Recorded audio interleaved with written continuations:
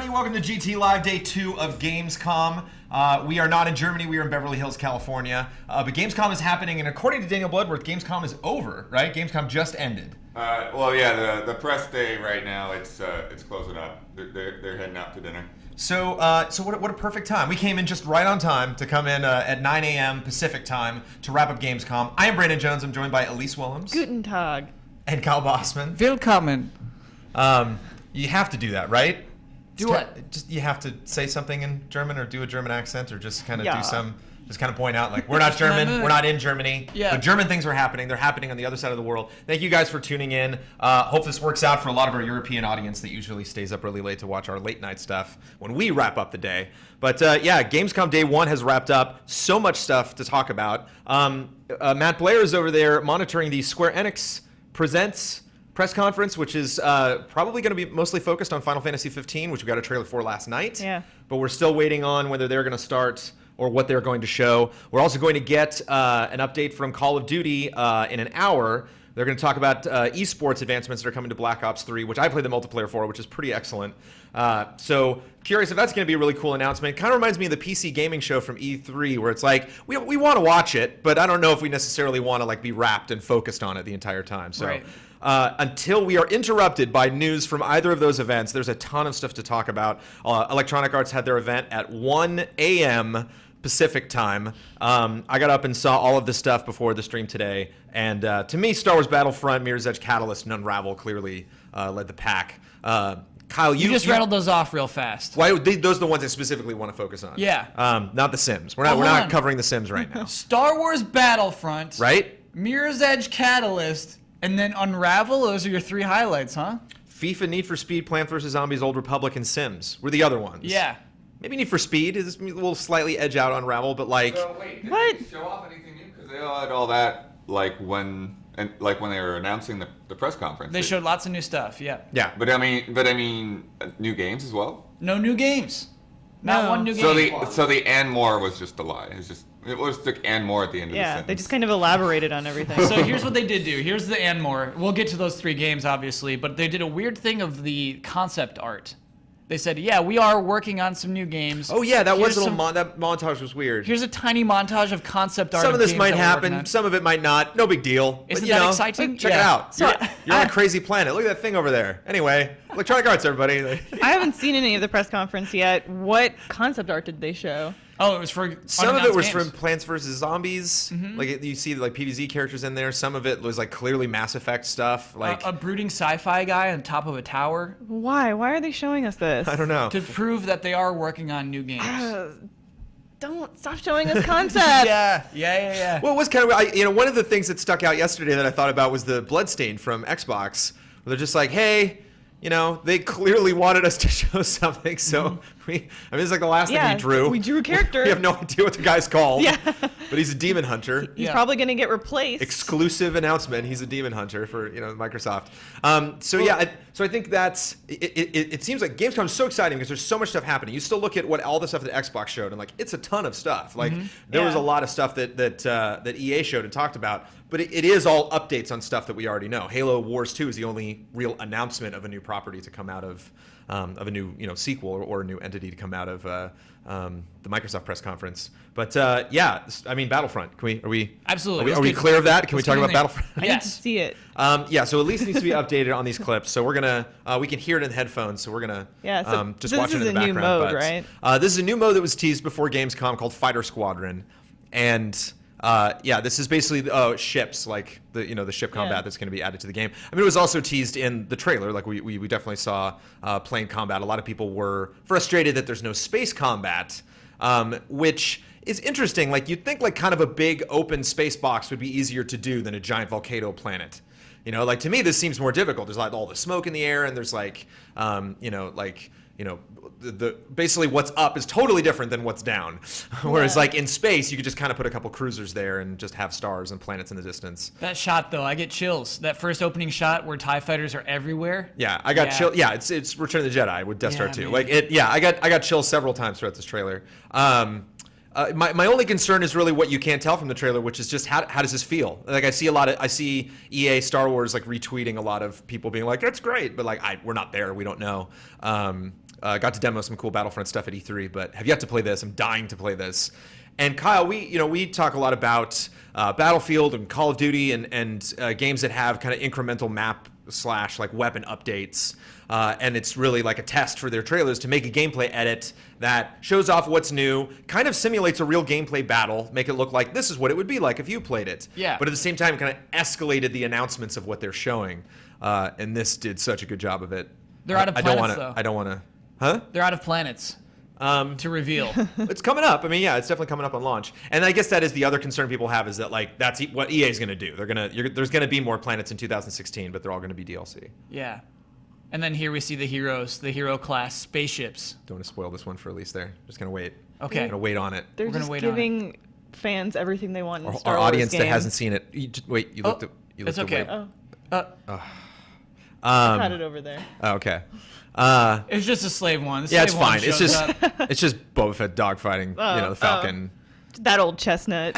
Slave One is the only toy ship that I own, and so I have a real like feeling for the Slave One when that shows up because I definitely flew that around in my room a lot. You know, it had a handle in the back, so you could just really like It's pilot just- it as hard as you Boba wanted Fett's such to. a boss, man. Like he's like you know what? I'm gonna roll my spaceship like this because I can. So I'm Yeah. Boba Fett. Imagine the Falcon instead of flying like this. Was just, Yeah, That's just how he rolls through the universe. Like I don't care. my justification was I'm always still that gonna it was catch you. space, and it This doesn't isn't matter. aerodynamic at all. I'm still Yeah. gonna hunt you down. Yeah. Oh my gosh. And we saw Boba Fett, which was presumably a hero shot, at the end of one of the gameplay trailers. Mm-hmm. So what do you think, Elyse? I Are think it you a looks Star rad. Wars fan? Are you Yeah, excited about this? I mean, how much multiplayer battling do you do? none. But I'll probably. I am for sure gonna play Star Wars. Yeah, I don't like playing with other people. I don't like playing against other people. I'm there with you. I'm 100% there with you. Against other but people? Yeah, against other people. I Because mean, you like those Lego games. You like a Oh good, yeah, a good yeah. co-op. I love a puzzle good game. co-op experience, but I don't like playing with strangers. I don't like even playing with groups of friends online. So But yeah, These are Imperials. They need to be struck down. but I think Oh, we all yeah. make an exception for this. I would make an exception for this. Yeah, to me, it's part of the chatter. Do you know what I mean? There's the chatter Yeah. they have in the ships and everything, and the music and everything. It feels more like I'm playing a story. It feels like this is a thing that's happening instead of just like we're a bunch of dumb idiots in a room shooting each Yeah, other. I think I could play this and effectively ignore everyone that Yeah. I'm playing with and just do my thing, kind of cooperating with my teammates, but essentially playing by myself. Yeah, playing Star Wars. Are you a rebel or an Imperial, Elyse? What are you feeling? Are you the Millennium Falcon or are you the Slave One? As in life, as I am in Star Wars, rebel. You're a loner. Yeah. I'm a known Sith. So yeah, I mean that was I think that was the most exciting thing I saw come out of the press conference. I really like Mirror's Edge. We'll get to that in a second, but that was my favorite. That got me pumped. I believe Did they start the press conference with that? Did they started with they Need for opened that guy? Speed. Open with Need for Speed. Okay. Yeah. I think it's like a perfect thing to save for a press conference. Like, oh, we have that whole mode like that. I imagine like. The moment development started on this, they kind of just slotted that right in at Gamescom. Like that works out perfectly. If we're going to be in November, like that's compared to a lot of these other things. Again, like Old Republic's like, oh, we'll show you some more cinemas from our new expansion pack coming out. Versus like, here's this whole new mode. We can tease it beforehand. think- It'll be playable at the show. My thing with Star Wars is we've seen enough of this that we know it's going to be rad. We know it's going to be really, really good. I'm most excited to see the new Mirror's Edge demo and the Unraveled. Okay, demo. we'll queue them up. It sounds though, Matt, that Final Fantasy 15 may have started. It has started, but it's mostly a handful of gentlemen. My window's too small to tell who it is. I didn't see the name, so chat can correct me on that. But they're just chatting up right now, and I don't see any footage. But the moment I do, trust me, I'll try as hard as I can to get Classic Square Enix. This is cool. Going live. If Elyse or Kyle are talking, just cut them off. Yeah. Just cut right into it. So you want to talk about Mirror's Edge then? Oh, Dawn had some thoughts on the Star Wars. Don Casanova's in our Battlefront control trailer room too. today. I'm Don? excited. I'm going crazy. That looks fun. Looks so much fun. I can't wait. As soon as they got near the ground and started flying close to the surface, that's when I got my chills. But I'm extremely excited about it. I mean, I love when they show the third-person view flying the Millennium Falcon especially. I'm going to be in third-person view the whole time. I don't like cockpits. There is a novelty to it. I like when you go inside the TIE interceptor.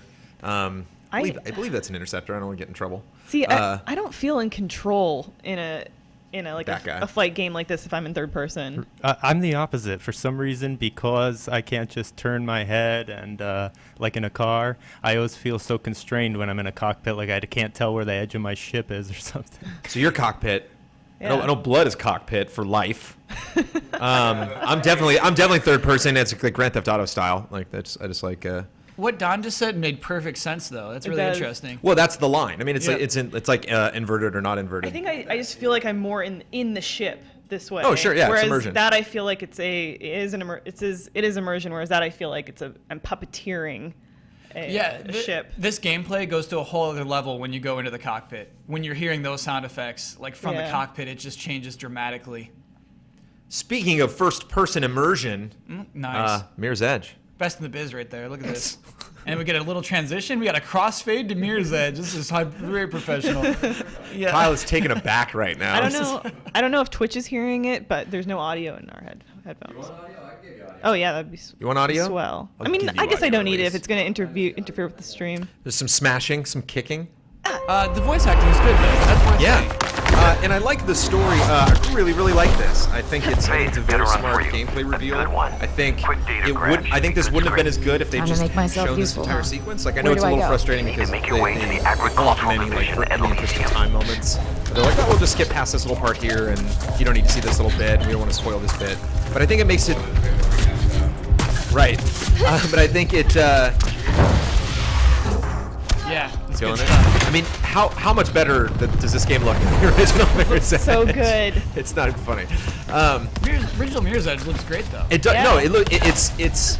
I mean, how much more is going on? I mean, how much more depth is there to the city? You know, it's. I think it doesn't feel like it doesn't feel like a tech improvement in the way that like this is what the first Mirror's Edge What should the have hell? looked like. But like to me, the Just first saw a Mirror's couple of Edge was Keysight guards tasking an an interesting import. realization What are of the they city, after? and this is a city. There's a lot of You know, like cruisers this. Like generating I'm somewhere they need to talking about immersion. Like I'm definitely way more immersed in the city. Yeah. What I love is it looks so good. The graphics look in terms of realism and Elysium is one of the textures and taller whatnot, they look amazing. But there's still like a stylistic choice happening here, which preserves this game. See it. Oh, everything's too loud. Can't hear me apparently. Something doesn't feel right. You want to, Mr. Bloodworth? Do you want to put in headphones and listen to the stream to make sure the mix is okay? All right. I'm here. Got it. Be careful. Thank you, chat. Keep us updated on audio. I got Uh, this. But so we see a ton of platforming in this too, which I really like. I like the exploration. I like the parkour. Like, oh, I can climb that weird thing to climb to this weird thing. Creative platforming, basically. Yeah. You see an Puzzle office platforming. building. Yeah. Fancy. And you're like, how can I climb an office building? I love that. Lithograph. That's also- right here. Pop, pop, pop. Very Boom. protective I'm in an about the office. data. Sorry, Brandon, for interrupting. There's really good sound later on when she gets in like a really big room, and the just her footsteps on the floor make a much more like echoey sound effect. This environment of just kind of being in this office clearly after hours, like it definitely felt like a closed building and not like, no, you're supposed to be here. It's like, no, there are normally lots of people here working, and you're here after hours, very quiet, very echoey. I like that it kind of teases at more story elements, but doesn't necessarily spoil anything. I think it's like a smart element of the game. It's not just like, well, this is another adventure. Like this is clearly, you know, a pivotal moment where she starts to, you know, discover how she can get more answers about, you know, what it is she's hunting after. See, it's not just red. Was it red the whole time in the first Mirror's Edge? No, there were some Like the yellows. identifiers? There's some yellows and blues.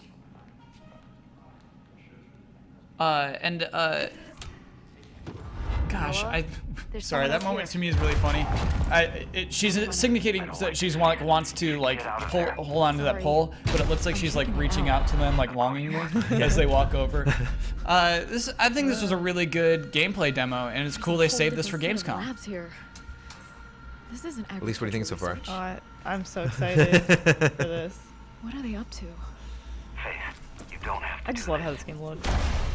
I'm finishing this. Do you think Noah. do you think this is a game that really touts like next gen? Do you think this is a game that like has improved upon the first game, or is this a really competitive visual experience on current gen consoles? Competitive. What do you mean by that? Yeah. Is this going to look better than other shooters, basically? Like, is it trying to, or is it still trying to have its own unique style? Here's a weird thing. It's got a really great style. Visually, I've been holding back on this because I know it's a weird, dumb complaint, but I just gotta say it. It's weird to me how few things that she reflects in. They made everything very shiny, but when she walks up to a shiny thing, you have no reflection in it. And then occasionally, in this next part, they like emphasize her reflections at particular moments, and that's real weird to me. That's almost jarring. So yeah, I think that it's just going to be a very fun platforming game. I don't want to position. I hope they don't like right here. Yeah, like now I got a reflection. To me, that's maybe because she's in primarily these like, she's in a downtown area that's all kinds of glass structures. It might be distracting if for the entire time you're seeing reflections everywhere. Yeah, well, also impossible. Impossible to Realism is develop. hella distracting, Kyle. I don't know if you know that. Yeah. It can really slow your progress. Who said that? Yeah. But so like basically, go. Brandon, I hope they don't position it as something like, hey, this is a bleeding edge game because it Oh won't no, I'm just succeed in wondering. that. Yeah, You know what I mean? yeah. It's not. I'm not suggesting they are doing that. I'm just curious if that's their goal. Because EA can talk about that sometimes. Like they can definitely, like DICE can talk about that. I'm curious how well this one will do. How well it will sell. Right. That's what I'm most nervous about. I want it to succeed Me so too. badly. Seems like audio's holding. So yeah, there you go. What's any other thoughts, opinions, dreams, wishes for Mirror's Edge Catalyst? Faith, gotta run for you. I'm in. Surprise me with something. Time to make myself. And again, just commenting on what did you think of like the quick cuts? Did you notice there's one moment when she actually like does one of those rolls that they like switch to a totally later part in the gameplay demo. It's like the building that she sees in the distance. They're just kind of like, again, in the interest of time, like, oh, now she's at the building. And it's kind of nice because it doesn't spoil it, Like, there've definitely been a lot of, like, really amazing press conference memories that I have, and then when I play the games, like, I'm taken out of the game a little bit because I'm like, oh yeah, E3 2013, I remember this. It's I remember this Call of Duty Modern Warfare 3 city demo, and they really want to show the whole thing, and then they're only going to do an interest of time. Like, at the last minute, it's a simple fade to black, they're just like, just put up a title and then we're done. We don't really have to, like, plan that ahead about how long this is specifically going to be because it has to cater to the length of its allotted time in the press conference. And this just felt very deliberate that they're like, we're not showing you that one specific section because it's not necessary in how we're going to demonstrate this Yeah. level right now. This could be a very fun open world game. Oh yeah, I think one of the best things about the first Mirror's Edge is like just discovering how you can interact with environments and like what your like parameters are and what you can do. I think that's what they're trying to show off here. Like look at everything you can do. Look at how you can get around. You see yellow orbs off in the distance. You're like, oh, Yeah. wait, go get that. I'm Yeah, gonna yeah. be there. I'm gonna be Yeah, there yeah. at some point. Do you think those are like upgrades? Like if you get enough yellow orbs, you can upgrade this or upgrade that. The yellow orbs are like huge. You're really into those yellow orbs, aren't you, Kyle? You know I'm into those yellow You're going orbs. to dream about those They're tonight, aren't you? mesmerizing. Well, I mean, Fancy. the one comparison I can draw to another game was Dying Light, which I played last year. And one thing that I definitely got better at is if I would see a marker on the map and I would look at the city, it's like I've traveled back and forth in that direction across the city more than one, a dozen times. And so I kind of know, I can kind of recognize like what parts of the environment I should go in or what buildings are more easily accessible. Or what buildings I've been on and maybe I'm going to try another path this time.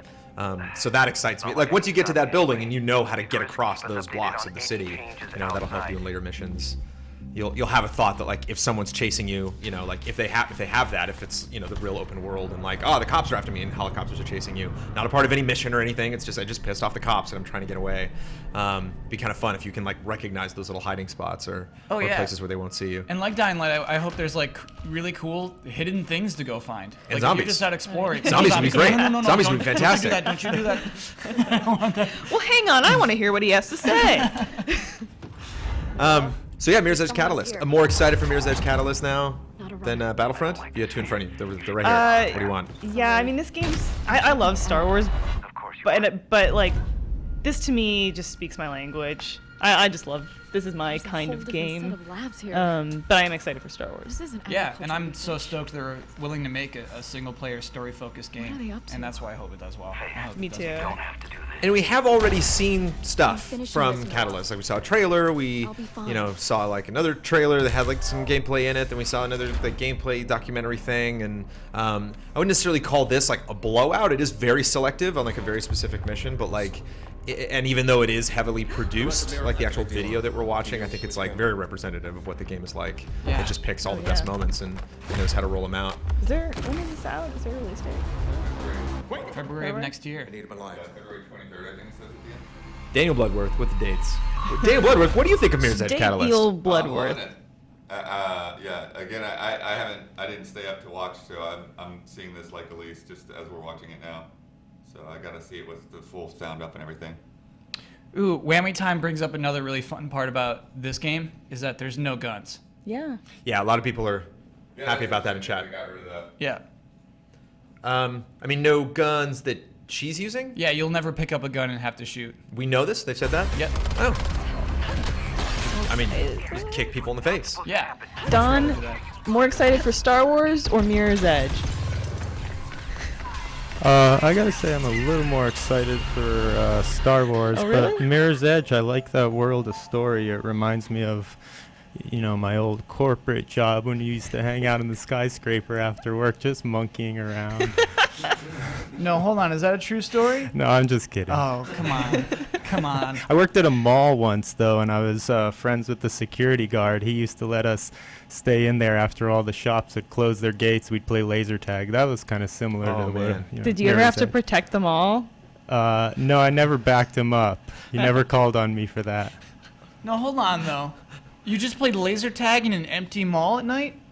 It was incredible, Kyle. If you could imagine, this mall had a lot of like, center court with fountain and all kinds of Yeah. like built-up planter type things. There's all kinds of really cool places to hide. It A was lot like of waist-high It walls. was like exactly a lot of places to like crawl on your belly around, maneuver. We'd get on little teams. There'd be like 8 of us all together. We'd just meet over at my work at like 10 after they'd be closing so up. jealous. So, Kyle, now what are It you was more fun. excited about? Mirror's Edge Catalyst or playing laser tag in a Mall mall? laser tag with Don. Yeah.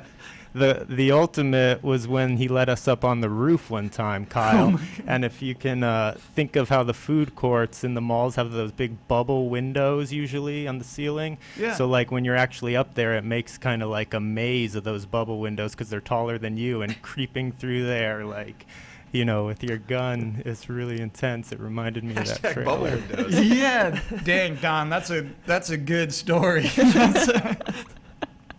As far as stories go, that's top tier. I mean, how is laser tag? Like, you'd think laser tag would be just crazy now, but like it never. It's is the it like same. it's Is not that like advancing as fast No. as it Is should. it like 3D? Where it's like 3D like was a thing in like the 80s, and then it went away, and then now it's like no. Now they actually figured it out. Kind of like VR. It's like VR was a thing for a little while, and then it went away, and then now it's coming back. It's like I wonder if laser tag's Every like like that's gonna be the next 5 thing. every I haven't gotten 5 there yet. years or so, laser tag. Laser tag and VR combined. I want to see laser tag and HoloLens combined. The last time my. I went to play laser tag, I just got crushed by little kids. Yeah, kids are good at laser They're tag. so good at Kids are it, and very they're the good. perfect height. Check to see if They're our good numbers at went up or sneaking. down with the conversation on laser tag. You know what my least favorite thing is people who like cover Oh, yeah. cover their spots where you Oh can no, hit that's them. not even. Douche They think bags. they're so cool. Yeah, Yeah, that's oh, like it's like screen peeking. Not Yeah. cool. Not cool. We should talk about Unravel. Okay, but I want to get back to this laser tag mall conversation. Unravel. Damn, is this game cute? And is the guy is great. He came out on stage and did another great presentation where he's just like, "Thank you. This is in Sweden. We're on a beach. We like to go to the beach and hang out in nature." And Honestly, look at that background. We Yeah. are in Sweden. That's what's cool about this 2D platformer is like how well it represents a world. I think that's like my favorite thing about it. Is that it's just a beautiful game. It's like it'd be one thing if this game only had its charm. It was just kind of like, the platforming's okay, and like the character's fun, but like the world is just like a little sparse. Like instead of like looking at that environment, instead of this water just being like so lush and realistic, like it's a little cartoony, it's a little cel-shaded, little Borderlands. But just for them to really stress that realism, really be like this doesn't work. You won't feel how small he is unless you really feel like you're just kind of running him along. Yeah. I saw a lot of people on social media being like, I met him. I met Yarny. taking pictures with Yarny. Oh. And the game is tricky. I mean, I think it's a really interesting puzzle to solve because like this would take me half an hour. This would take me so long. And that whole thing, I solved the puzzle at E3. This very same one? Not this very same one, but it had, like, I got stuck at the same spot that basically had that principle where it's like, oh, if I connect these two strings diagonally, I'll make this ramp going up, and then I can move this big heavy thing. Because you're this little tiny yarn dude, and they give you this giant object, and you're like, what? Do I drag it? Can I pull it? Like, I don't even know how to get this up there. Can and Yarny it's real die? simple if you just use your yarn.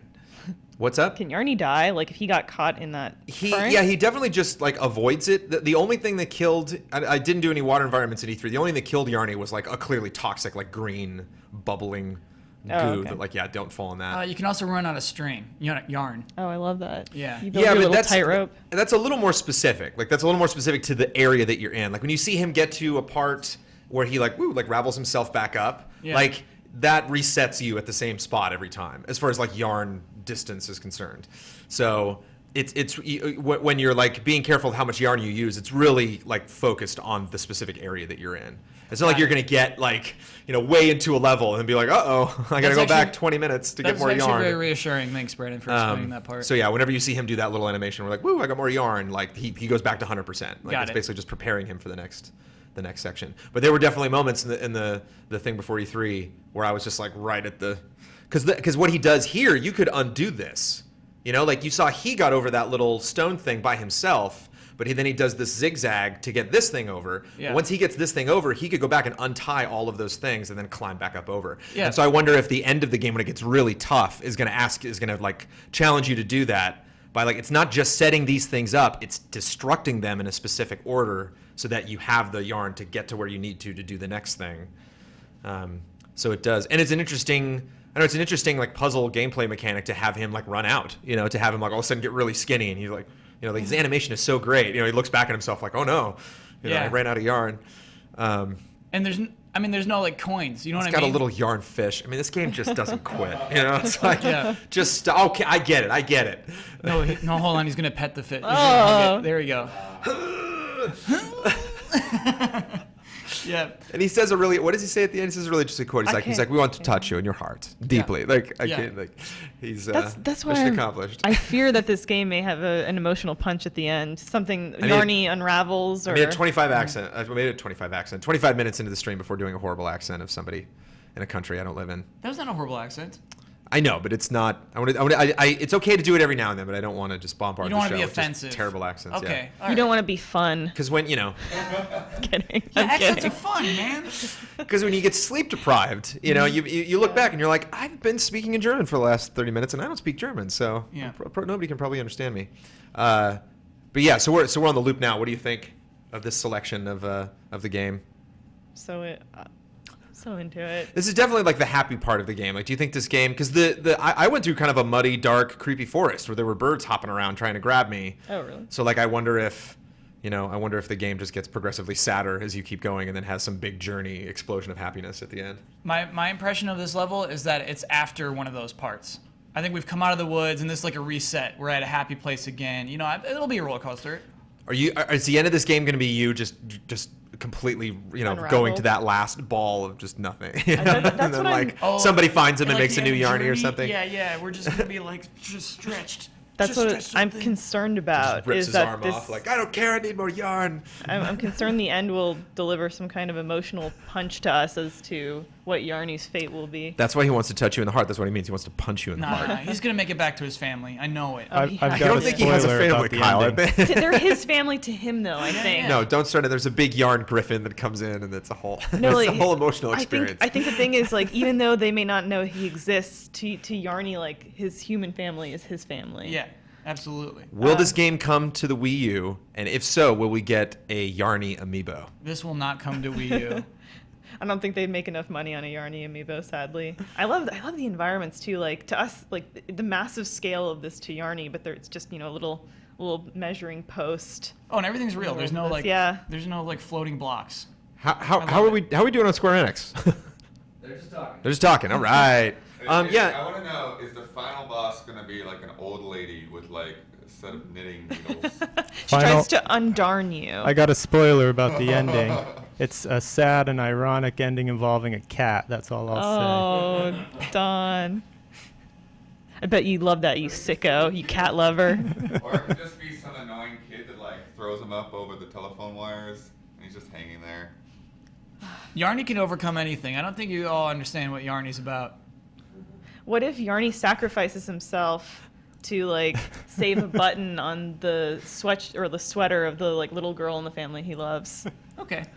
Patch a It's not gonna be sweater. like that. He Yarny's gonna be patches an fine. elbow at the end. You're all too worried about Yarny. I do have a question about the controls, Brandon. I want to start some Yarny fanfic. Okay, sorry, I got it. Whoa, we're gonna have to get back to that. The further adventures of Yarny. When he uses it as a grappling hook, like what button do you press? Like, is that like just an easy kind of thing to like grapple onto something? Yeah, I think it's either square or maybe one of the shoulder buttons. I don't remember specifically, but And then what is release? What is untie from a thing?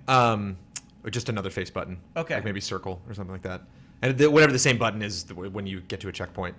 Whenever you see him now, like sometimes he'll automatically tie to something. Like sometimes when you go up to get that, when you get that stuff, he'll like make a big bow to signify like checkpoint. I'm done. You know. Got it. Like you can go back if you want to try to find extra stuff, but like you're done with that area. You figured it out. You know, time to move on.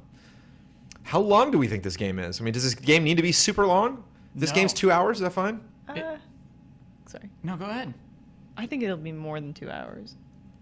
Because like on one end, it gives me a Journey vibe, and Journey's 2 hours, and on the other end, I get kind of like a Ori and the Blind Forest exploration vibe. So maybe it could be a lot longer than that. Like maybe you'd want to go back and play it again to go through areas. Like I wonder if when you go back and play it a second time, if it's just one big long slog, or if you're able to select the different checkpoints. So Go back to specific parts. I'm thinking realistically again. I think that it's so detailed it won't be a long game. Like the environments are so intricately detailed that I think this might be a 3-hour game, and I think that's about right for what this game is. You know what I mean? You don't want to stretch it thin. You don't want to just be repeating the same mechanics over and over. Because you're right, it's more about figuring things out than your execution. Yeah, I think the length will be determined by how much time it takes you to solve these puzzles, really. Yeah, and I mean that's what's crazy is that's what EA is making this game. EA is publishing this game and putting it in their Gamescom press conference as a hey, this is a game we're proud of. I think that's very cool. And there's not what's really nice about it is that there's not like a clear sell other than cuteness and excellence. You know, so like there's a way bigger sell than cuteness. From a stuffy suit and tie EA sure. marketing At their perspective. boardroom. The guy came in. You imagine how many people come into that room to Yeah. try to get to the point where this guy's at, that No Man's Sky Sony stage, where like here's this little tiny thing, we're making a big thing about it, and there was just a room full of people that were like, oh, you know, and like that's cool that that they fell in love with this game, hopefully, and then that's how this game get made. Not that like, oh yeah, Minions for the iPad, sure, you know, like that'll clearly, or Sims, you know, it's like. Not to bring up Sims, but Sims, like everything Sims at that conference just made me ill. Oh man, that was so funny. What So did they I'm- show for Sims? Oh, it's hard to explain. They had, I know you don't have the actual like press conference up, you just have like individual clips, but like they did like a dance party, which is, I mean, you know, EA and Ubisoft, they like their dance parties, No, it's fine. I swore we were past that for press conferences. Ubi's never past that. There will always be, because it's Just Dance, so like Ubi's got to Just Dance every time. But they did I think it's like Getting Together is the new expansion. Sims 4 Get Together. So it's like parties and more expanded relationship stuff. So did they justify their position on our list from a few weeks ago? Oh, definitely. No, please go back and watch that one for series that need to die. You know what I love to do actually was I was reading the YouTube comments from Sims fans and how they were reacting to the new expansion, and they are miffed. Why? Sims fans are not happy. Well, specifically, guys, I have my own stupid, never played Sims 4 outside perspective, but like what? So it's really fun to see like the language they use. Like doing it in The Sims is called woohoo. Yes. And so one of the features of Get Together is you can woohoo in the closet. And they're like, woohoo in the closet? Is that the best you got? They're like so mad about it. They're just repeating old expansions. So they have the names of other expansions that have come before. And they're just like, this is just those two expansions, but not even as much as what was in those two expansions. And so like the fans are too smart for this EA nonsense. I think they'll probably still buy it because they care about it so much. But yeah, it is interesting to see like that particular subculture of Sims fans. They should have introduced heists to The Sims. Yeah. Worked for GTA. Yes. It would have just taken forever to develop, though. That's an Exactly. idea, and that is something you would love to see your Sims do, is like plan a heist, and execute it. Well, it's one thing I was talking about the Sims earlier. Thank you for still showing Unravel. We don't need to see the Sims right now. One thing I was talking to Kyle with earlier about the Sims is like, this is just not where I thought the Sims would be. Like I thought we'd be having a conversation where we're like, oh yeah, she's like, I want to have a party, woo! Oh, here we go. He found it. She's like, They're taking Oh selfies. no. Oh my gosh. I want you all to suffer like we did. I mean, think. This think was of, live. Think tweet of their, your own. Elyse, you're not tweeting your rule moment right now. My Jason, do you rule moment? That's Yubi's. You That It's was rule. nice. Yubi's. Yeah. I mean, I guess we got to think about their audience too, though, like who they're catering to with this. So there is an presentation. audience for this? Yeah, I That's guess. watching I and guess like dancing along and tweeting out. probably a lot of Rule? preteens. You're rating them? I- According to Kyle? Yeah. I think. I think a lot of preteens that maybe aren't Cool yet. cool yet. playing this game. The preteens who are dreaming of going to a club, it's so sad. The way that, oh man, it bums me out so much. No, preteen Just like I think this is can't wait to be a lame. part of I club just life. don't think preteens are up at 1 a.m. in the United States watching the press conference. Oh yeah, but they're in Europe for sure. They are European right. preteens. Right.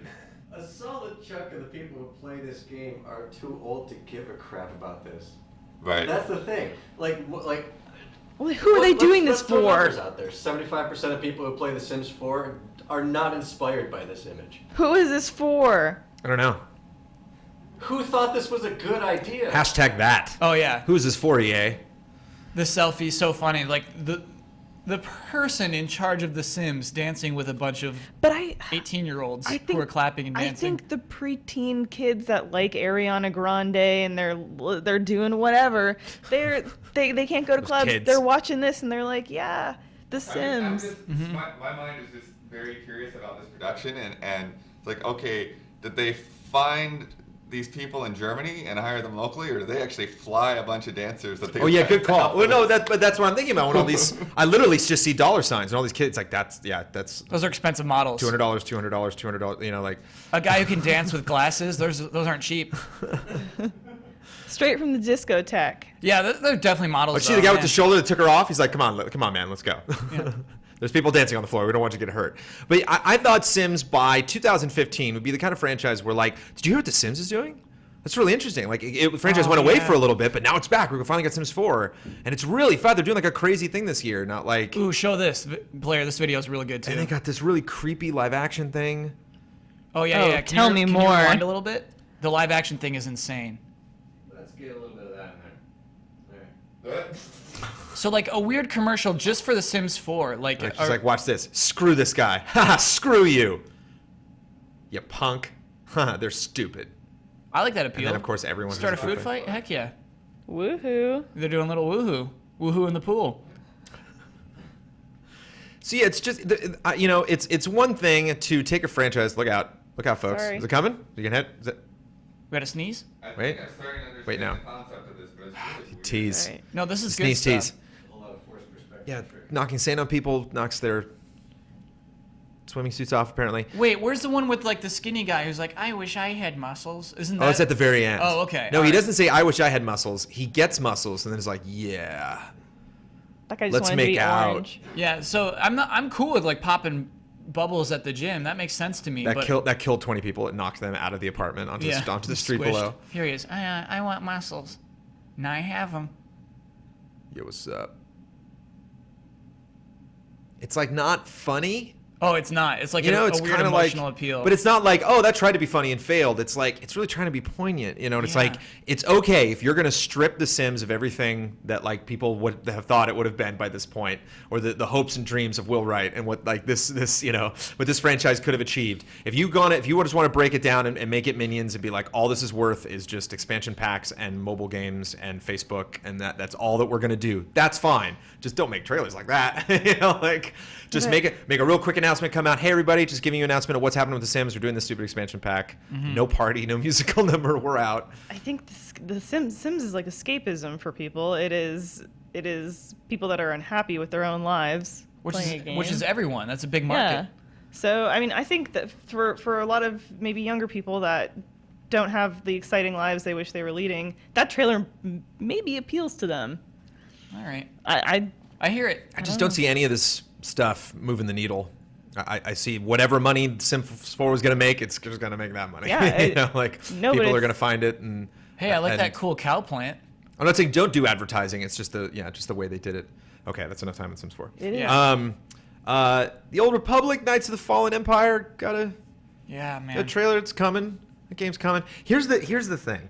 As a Star Wars fan, because we're talking about how much we love Star Wars, and I feel bad because I love Star Wars. I love MMOs. So you'd think. I played Galaxies and I loved that. I played Old Republic and I loved it for the short time that I played it. But one thing that they were talking about that made sense when they announced Fallen Empire at E3 was they were like, we're BioWare. We really got away from the storytelling, so we're really going to get back into it. We have the story about this guy who's been imprisoned or something, and he's either your bad guy or joins your team. Then there's two brothers that are battling. One's good, one's bad, or something. They're like yin yang, and there's all this extra stuff. And I'm like, yeah, I don't really care. Like because I don't know who any of these people are, you know. And it's such an investment to just get to this story. Like I don't know, you know. Even if there's like if there's not a lot of cutscenes, it's a lose, and if there's a ton of cutscenes, I also don't want to watch. It's like I'm just trying to figure out like what's the meat and potatoes of like, oh, I have to play this. I have to figure out what's going on here. Mm-hmm. Just kind of seems like it's a bonus. There's a story, so I wonder if like having that big story hook for the old. I mean, they've even kind of lost ties to Knights of the Old Republic 1 and 2 now, even though they're really trying not to by calling it Knights of the Fallen Empire, the Old Republic. Yeah. So yeah, I just, you know, it's terrible for me to criticize it because at the same time, like I can't say what they should do because like I'm not. I think we can. I have not spent enough time with the game to kind of pick and choose like what direction it would go in. But I think you can say what they should do because you remember how good those CG trailers are. The original CG trailers. So you think this needs a CG trailer? Well, no. I mean, what was good about those is they presented a story you cared to hop into. Mm-hmm. You saw the Sith invading the Jedi Temple, and you're like, "Oh my God!" And then some. But that was bounty also hunters before the riding game around in launched. Both of those trailers were before the game launched. Yeah. And so there was still that wonder of like, ooh, Galaxies, but better. You know, Mm-hmm. like what if they really smoothed everything out and really focused on everybody could be Jedis right away, and it's BioWare. You know, there's all the connections to there were so many reasons to have hope and hype. And now, like, we've been playing this game for a year, 2 years. But I mean, there's definitely not. I don't think there's even an attempt at an "oh my God" kind of moment in this trailer, or in this expansion. We're being updated by chat that Square is still talking. Thank you for the update, Chad. Thank you. Good work.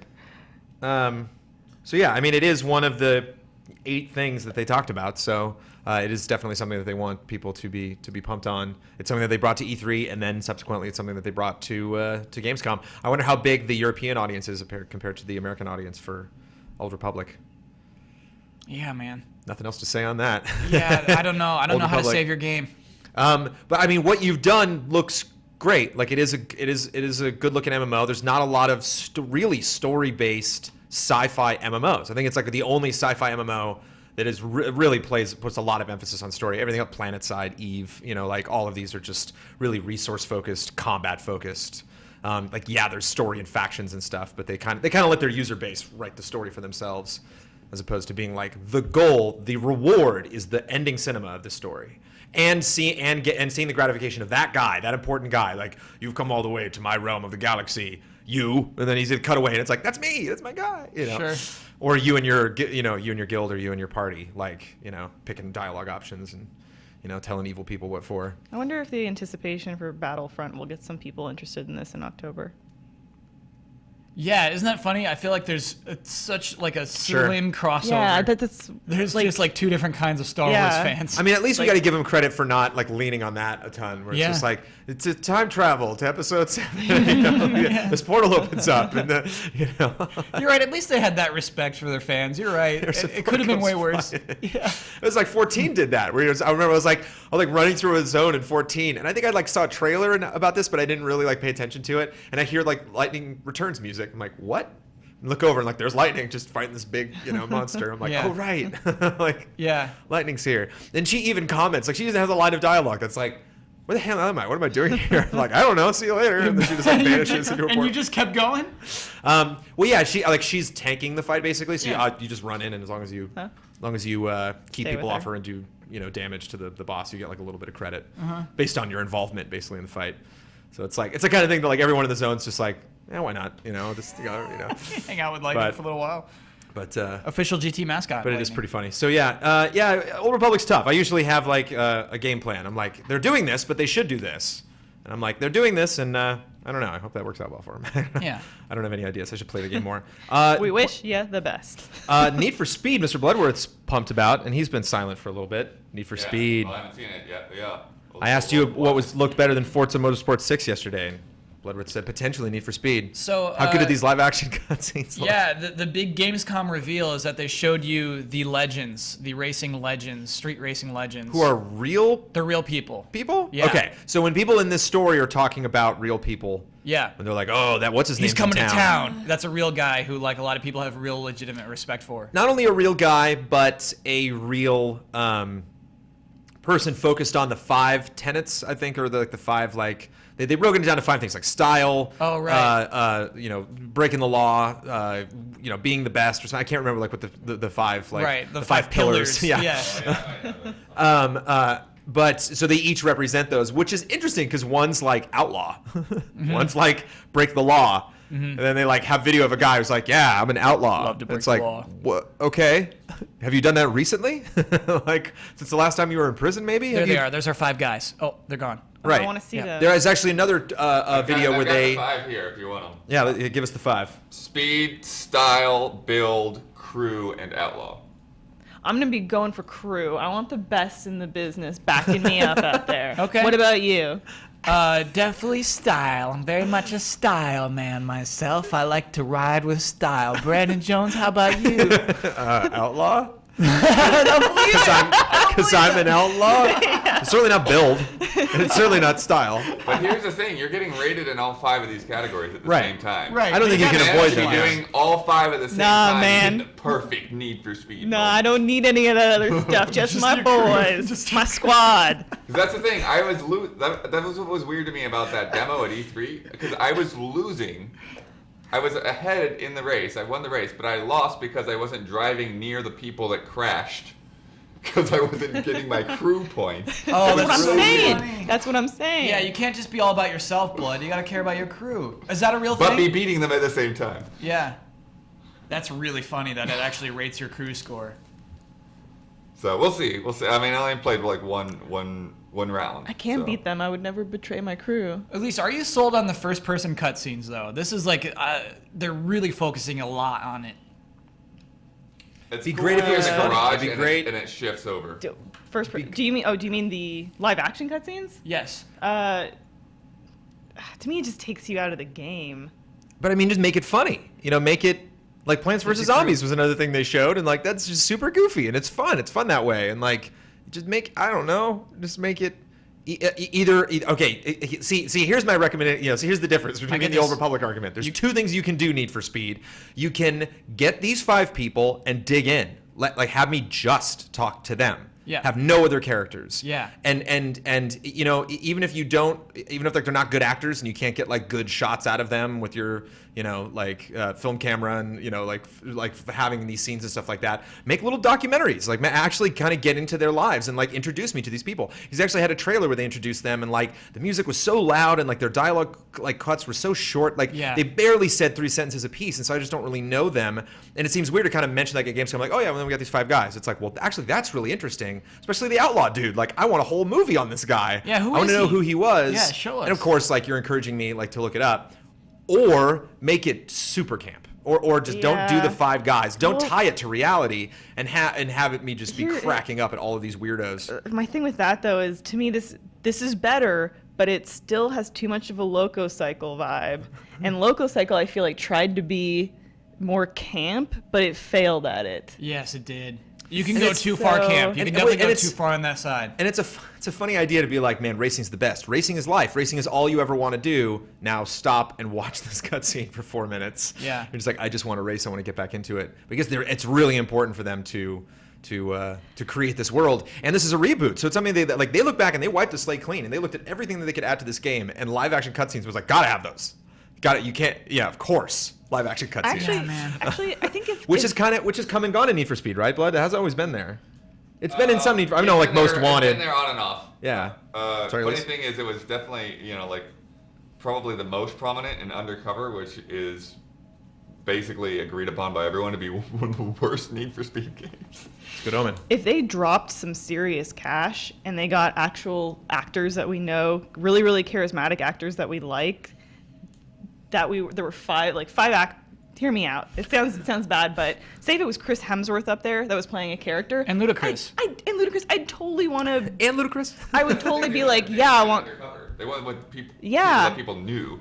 I think that would appeal to us more than just random cheesy actors. Like if it was Elizabeth Banks up there, and I'd be like, yeah, like hell yes, Elizabeth. I have the Banks. I want to Yeah. earn that next Elizabeth Banks Yeah. cutscene. I've got your cast, Elise. Tell me, All Don. right, here's the Don Don coming cast. back in at the Why pivotal don't they moment. Casting put director. in, I don't know, throw together a bunch of top-notch actors like maybe Vin Diesel, Michelle Rodriguez, maybe put The Rock in there. That's Fast and Furious. Don't stop, Don. Who else Keep can we have? going. I don't want Tyrese, maybe? I don't want to offend anybody, so I can't. I'll say it. A CG Paul Walker Yes, would make Need for Speed digital better. Paul The ghost Walker. of Paul Walker. There you go. I think this is an outstanding cast, Don. I don't know where you came up with that ensemble, you. but kudos. Just popped in my I head. think you got something there. Don, I have a You question. got lighting in a bottle. Is there any room for Jason Statham in this cast? We can squeeze him in the next Antonio one. How about Banderas, that? perhaps? We'll squeeze him in the next one. Okay. Need for Speed Legends. Maybe you got Arnold Schwarzenegger. You Oh, got no. Who's known for his racing? Sylvester Stallone. Van Damme, Schwarzenegger you gotta bums get me out Van Damme so in much there. these days. Oh, I get so depressed when I see him. You could do some Tom Cruise Days of Thunder action. What's? Sorry, what? about Schwarzenegger tangents? looks great for Are his they age. still talking Square Enix? Still talking. Okay, Elyse, you write the comedy Hold on, we got occasion. tangent police now? What? We got tangent police? If we go too far at a tangent, we got a tangent police officer? They're gonna Alright. throw the book at me. Okay, the worst line in this trailer is when she's like, "I hear you build cars. It's cool." That's the worst line, Does that right? happen in the absolutely. trailer? Yeah, Yeah. right. And you just have like an actor. I think it's looking into it's the your- redhead with her hair flipped over. Yeah. I don't know if we want to wait for it. Yeah, it's. Hey, just good like- job, bro. It's like a Guitar Hero Live. It's that same dumb appeal of just like raising your self-esteem. And then I feel so bad when they cut to that actual genuine human being who like does a little fist bump, and Yeah. like that one fist bump feels realer than anything else any of these people do. Because you Absolutely. actually got a real person that was like, okay, cool, I'll show up and And here's the thing: do a is day of shooting on a green screen set. Need for Speed looks good. You should not have to focus on this stuff. It's a weird mix. Yeah. But I mean, okay, we've made fun of Need for Speed enough. There's a cool game here, right? Like we've said, it's really good. It's interesting to focus on all these different on those 5 tenets. So you can cater to your play style. If you jump in, you're like, I want to do these type of things, and I don't have to check like it's be one thing if you had like a list of races, and then all of those had different categories, and I had to like go down the list. Oh, gameplay. We got Marlboro. Oh, okay. All right. All right, everybody, headphones on. This is okay. Need audio. I'm trying. Yeah, now we're talking. Is it on? We now return you to Gamescom. Oh, he's gonna summon someone because he died. Oh no, he just died. Okay. Wow. That's so funny. They died live. Keeping it real. Oh my god. Yeah, everyone was laughing Well, when we got you know game what? That over. was good. That was good. Is that a tweet or something? Yeah. The story is fine and all, but show me some damn gameplay. I like that it's really big behind them You see too. this in some animals in nature, they mimic something. in Well, the there we go. I environment guess to we'll hide themselves, camouflage. check back in later for more snippets. No, More no. breadcrumbs, please. Oh, okay. All right. Oh. It's like, oh my god, they got race cars? Oh, there's like a guy with a hat in Final Fantasy 50. Oh wait. Oh, we're back first there. person live action. This is so cool. We may go back and forth a little bit, but they seem to be just talking. I thought that was Sid for a second. But so Need for Speed the game. The guy kind of looks like Sid. Even with its five pillars, it's like still it's a good game, and I'm excited for what they're doing with the actual video game itself. It bums me out Yeah. that they're so committed to these cutscenes in their trailers Yeah. and promotions. There it is. It's cool. Yeah, it's cool. Yeah, Make man. cars.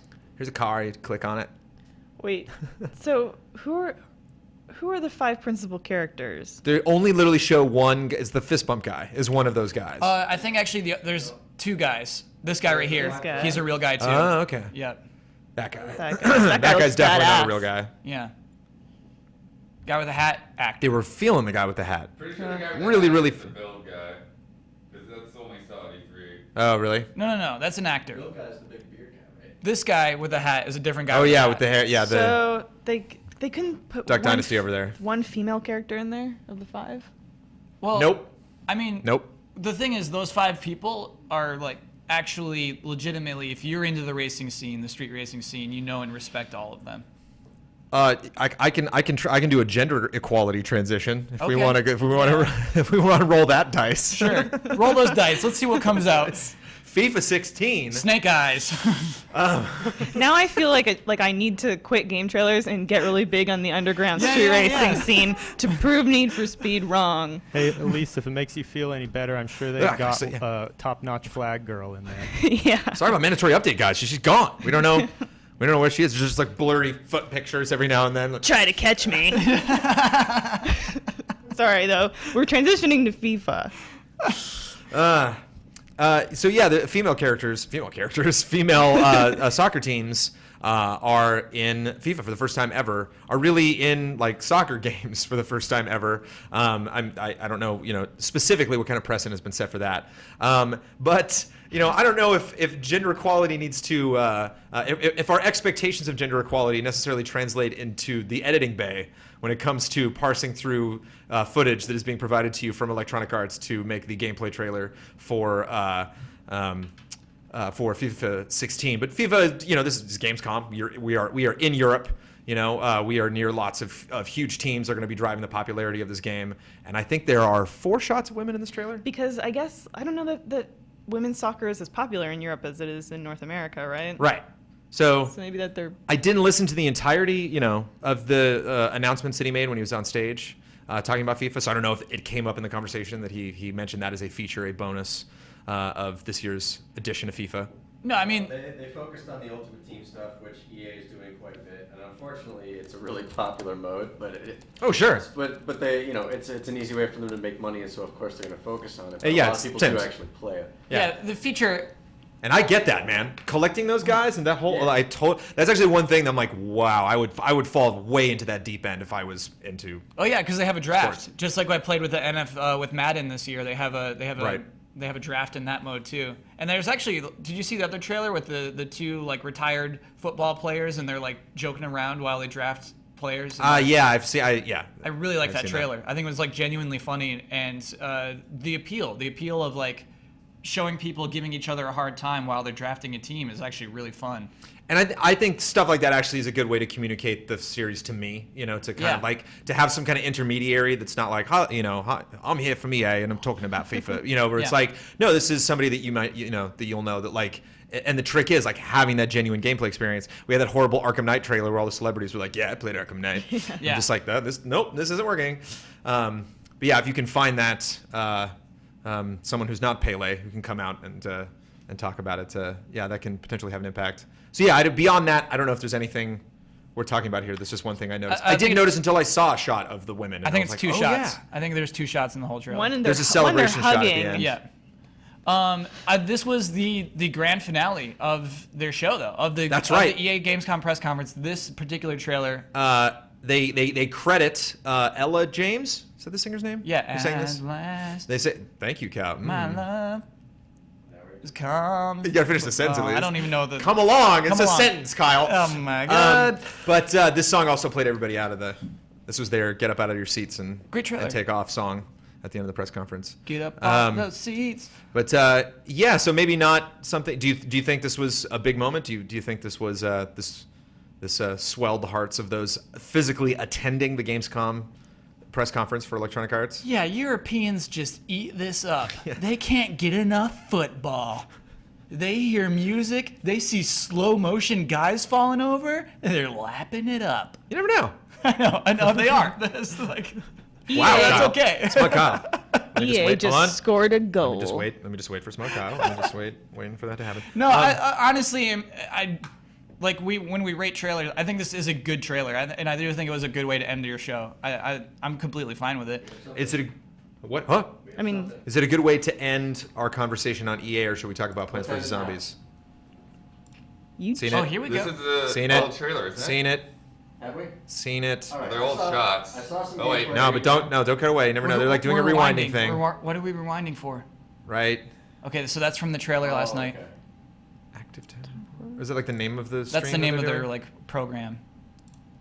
Okay. Okay. So they're done. Oh, did that just end? Okay. Looks like it's done. Well, I mean, you know what though? One thing that I wish that we had brought that up before, because once I saw like those guys sitting in the chairs, it's kind of like, oh, that's what this is. Okay, you know, like they're in a conference room somewhere. It's it has the casualness, say, of a Zelda gameplay reveal. So yeah, that's probably what I would have been expecting. But was that live? Did he play it live? Yeah. Wow, and died super fast, and then just didn't go back didn't to reboot. it? I didn't see them holding onto a controller or anything, but. But yeah, so if you're gonna pre-package that footage, it's a weird way to wrap it up. Yeah. Have him, They don't have care, him man. die, especially like you said when he dies before, and Yeah. the last huge gameplay demo that we saw and played. Oh, yeah. Death was a huge deal. That was how you potentially, activate a because- summon. Yeah. And so I really thought a summon was. Does that coming. work every time? Like death just it does that, or is there like a cooldown on that? Like I you definitely can think do it there's a upon cooldown. death, but like you can't use it again. You for probably got to another half an hour or go something. camping again or something before Right. you can summon again. Did we ever get a smug Kyle? We Yeah, got a we did. couple. There it is. There it is. They knew so yeah. I was trolling. I think I wasn't a good enough troll. Like when you can identify the troll, it doesn't work. Back to FIFA for a second, though. I mean, you smug it up and you jest, but that game sells bananas in the UK. Yeah. Of course, I think it's apt that they ended their press conference with that, and it's going to sell a ton. And I think just the size of Gamescom, the location of Gamescom, and the beginning of the FIFA season is just perfect. Oh. You know, you clearly get that from the trailer. Actually, there was a baseball trailer that had like a springtime song or something earlier that I really enjoyed. I think for like MLB The Show. Oh, last year, And yeah. I think that's another thing that I do enjoy when trailers do is less like sports are rad, sports are awesome, and more just like I love basketball. I love it, you know. Like even though the script is like really cheesy when somebody like Spike Lee comes out and it's like basketball, you know, it is infectious, you know. And that's like the thing about sports is like, you know, it's extremely rare that I will go home and if I'm by myself, we'll put on a sports game, like not a sports video game, but actually like watch sports. But if I'm like hanging out with my dad, golf is awesome. If I'm hanging out with my brother, basketball is fantastic. 'Cause they you care. know, like yeah, because I'm with them and they're you know every now and then they'll lean over and like that guy was on this team or that guy did this stupid thing or fouled this guy or got injured. This is his first game back. Context. Yeah. So yeah, it's certainly something worth appreciating, but it's just like a giant RPG that you're like, I don't have time. I can't. That's a huge time investment. You okay, Kyle? Yep. Plants vs. Zombies, or do we move on from EA? That's a good trailer. PvZ? PvZ, a good trailer. Yeah, fun. Fly Me to the Moon, right? Right. Yeah. No, they had like a rock song. They had like a classic rock. Oh, it's another song with Moon in the lyrics, though. Bad Moon Rising. Yeah, I see. Yeah. There you go. CCR. Sing it, Kyle. Is it Bad Moon Rising? Yeah. Yeah. There it is. I see trouble on the There's your way. clip Trouble on out the right way. there. Yeah. Don't go out tonight. Because there's plants and zombies fair. There's Yeah. a bad moon on the way. There's a bathroom on the right. Oh, bathroom on the right. There's a bathroom on the right, really? No, there's a bad moon on the rise. Oh, I okay. believe. There's a bathroom. No, on the right. yeah. No, that's the Wayne's World. It's a good lyric, actually, yeah. That was a classic Wayne's World episode where they did the top 10 misunderstood. Excuse me while I kiss this guy. That's Yeah. another good one. Yeah, that's like a list on Buzzworthy now. You know what I mean? Right. When it used to be Wayne's World. It used to Anyway, be- I used to rely on Wayne Campbell for that kind of updated news. Where did we go? What happened in Wayne's World? So yeah, there's plenty of announcements. That was just EA. And there's tons of other stuff. There were 4 specific things that I was excited about. And then, you know, we got Mr. Daniel Bloodworth who's on the couch. Mr. Bloodworth, I'm going to be speaking about Mafia 3, Final Fantasy 15, Destiny the Taken King, and Lego Dimensions. Other than EA, just check if there's anything we're missing. Just look at headlines, check the Twitters, check the Facebooks. And, you guys well, follow the back of your brains. Well, Now- we have an annoying issue right now that we're recording. Oh, good. Great. Is there no internet? No. Dark Souls 3, Ben Moore wrote this amazing preview. It's up on our site and on our YouTube right now. Went live as soon as we went live. But apparently Bandai Namco Europe is slacking and letting people get cam footage of the stuff we weren't allowed to record. Oh, rad. Great. Well, that's fine. Yeah, cool. No. It doesn't affect Ben's piece. Ben's piece. It doesn't. You can't see the stuff he's talking about unless you watch somebody else's video at the same time. Yeah, I don't know. Go watch Ben's piece anyway. Yes, please do. Yeah. These are the struggles we face. We got it tough, let me tell you guys. I mean, real talk, you know what I mean? know what I mean? No. Like, we got to play Dark Souls 3, but who cares? You know, it's all about putting it in the video. Doesn't mean anything just to play it. Just to be clear, Brandon's being sarcastic right now. This is a facetious version of That was Brandon. not. I was making my facetious face. No, see, it's the same as your I was smiling. being facetious. Oh my gosh. But it is kind of. I mean, Dark Souls. Boom. There you go. Dark Souls 3. And we talked about it a little bit yesterday. But and the embargo's finally lifted. Ben played it. This was the demo that we saw at. I played it at Comic-Con. And this is the demo that we saw at E3. So it's like they showed off at E3. It's played live from E3. Some people got to play it at E3 behind closed doors. Then it's playable again at Comic-Con. And now a little bit more expanded. They have a specific event pre-Gamescom so people can come out, not in Germany, but they're like, we want journalists to come to. They played in like a castle or something. Yeah, they played it at Castle. You know, it's just like one of these classic weirdo, events. Where they're very specific. They really want you to get hyped around the whole thing. And then they're just like, whatever you do, don't show anyone any of this. It's like, you already showed it to, you showed it to hundreds of people at E3. Yeah. Like, what are you, and one of Ben's, predictions was that we saw that trailer yesterday. The trailer's amazing. And that like they have this demo that's just not, at parts could not be performing as well as that trailer, but like I can't think that demo would do anything negative for them at all. Come on, there would be any kind of backlash about like, well, I don't know. I mean, I guess they did. They had the whole lighting thing with Dark Souls 2, right? Yeah. Are they afraid of that? Is Maybe. it basically just backlash from that, where like the shadows looked good and then didn't? Yeah, and then it's called a downgrade. And You're it's right. like the first. It's not. I mean, they made Bloodborne, and that was their first big next gen outing. But this is the first next gen Dark Souls. No, Brandon. So you're right. It's probably exactly that. It's just Yeah. like we don't want to be called a downgrade again. Like, don't look at it. Yeah, of course the must be nice. It's never been more appropriate. Just like a little Ben with his little smile, just like. And I know this is just completely tangent, but like I am coming back from a different event that I can actually talk about later today. I can talk about GT Live tonight because the embargo. Waiting on that embargo. That embargo comes up this afternoon. When? What? Yeah, embargoes everywhere. But thankfully I remember that because it's easy to forget stuff like that. But I'm coming back at the airport, going to fly back into LAX, and there's Ben Moore playing Hearthstone on his phone and sitting by the gate in the airport. So I like spectate him, and I can just see him on his phone, like, oh, Brent's spectating me, and then walk up like, hey, Ben. What if he was just like, Yeah, exactly. and he just closed it? But literally, I saw him on his giant phone playing Hearthstone. And 2 giant dollar signs on his face, big perky smile. Thank you, Kyle, for creating that image. Yeah, I mean, Dark Souls 3 is amazing. He played it; it's great. There's tons to talk about, and it is. You have to imagine it is frustrating to be like, we want to show this to you. We want to specifically for no reason whatsoever, other than to categorically be like, awesome, awesome, awesome, awesome, awesome. And Bandai's like, no, don't. Yeah. Hey, whoa, well, put on the brakes. Let's just kind of, I don't want to get too excited about Dark Souls 3. But we are still pretty damn excited. That's the thing. Everyone's going to be excited no matter what the heck GT does. That's why I'm totally cool with Final Fantasy 15 just dying to a Marlboro or whatever. Marlboro? What is it? Marlboro? I mean, that's the cigarette company. Is it the same, pronounced the same way? I know it's not spelled the same way. I think it's Marlboro without an L is the cigarette, and Marlboro is the Final Fantasy. Did they spell the same? No, they're not spelled the same. Cue corrections music. Okay. Does a I cigarette? think they're close. I think it probably is a takeoff of that because it's used to poison breath. It's absolutely a take on that, and they had to add the L to not get in trouble. And I've said... No, there's an L in the There's an cigarette L in the company. cigarette. Yeah. Oh, so then there isn't in the Final Fantasy character then. Then it's the other way No, around. there's an R too. No. Get to the bottom of this. Okay, so it's Marlboro cigarettes, Marlboro the character. Can we settle on that? I think it's like Marlboro. I think there's 3 O's in there somewhere. Oh my Even gosh. Chad I is can't split. find Marlboro Even anywhere. Chad is split. Yeah. I'm seeing a lot of Marlboro, but Oh, maybe that's it. Oh, so Marlboro is the cigarettes. Yeah, Yeah. no. Marlboro is Marlboro. the cigarettes. There's no initial R. in What about a Marlboro. Marlboro smoking a Marlboro? Okay, all right. Marlboro Monster, Marlboro cigarettes. We got it. Thank you, chat, for helping us through that. And I've said some fairly unpopular things about Final Fantasy 15 across all sorts of stupid, ways to approach the game. But like, I've killed so many of those in my day. That's definitely like a fun, iconic thing that Yeah. I sure would have liked to look at longer than 25 seconds. No. That was the perfect tease. So that was it, Brandon. It was like, because you were just it's talking about... but it's so funny that like they school a behemoth. School it. They go in and like... No, they don't.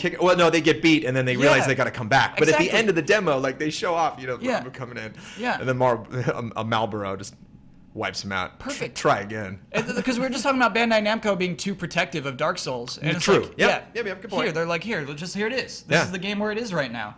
I like them kind of laughing after when he dies. They're just Yeah. kind of like, ha ha ha. Terrible performance. Anyway. Yeah. And that's definitely the prettiest looking Marlboro I've ever seen. Yeah. With all of the I've seen some the pretty the barfing fog. gorgeous Marlboros in my Yeah. day. The one in Crystal Chronicles. Pretty nice. What else? Any other emergencies that we got other than Bandai Namco? Mafia 3. Mafia 3 was the first on my list. So Sure, absolutely. we can walk that trailer. So you got your headphones on. Make sure you have sound so you can watch it. You guys want sound? Elyse wants sound. Kyle and I are good. VO is great. Soundtrack's great. Yeah, it's worth listening to. I've just seen some people that were cracking up a little bit. Like, it is a little scripted. It's a little cheeseball. It's a little presentational. It feels like a trailer presentation and not so much like a slice of life, you know. Whereas like they could have gone a little less presentationally and more kind of focusing on the story. By the way, love that Hangar 13 logo. Yeah. Kojima-esque. That's what I was thinking. Yeah. Have we gotten Huber's thoughts? Because he did his Huber hype on Mafia this Huber's week. still sleeping. Right. Huber has not seen this yet. I would love Huber's thoughts on this, though. Because, again, I was seeping through the YouTube comments, and people are like, no Vito? No Joe? This ain't Mafia. People are very mad about this trailer, actually. I will say the one thing that excites me a lot about this trailer is Infamous 2 is like the only open world New Orleans game ever, right?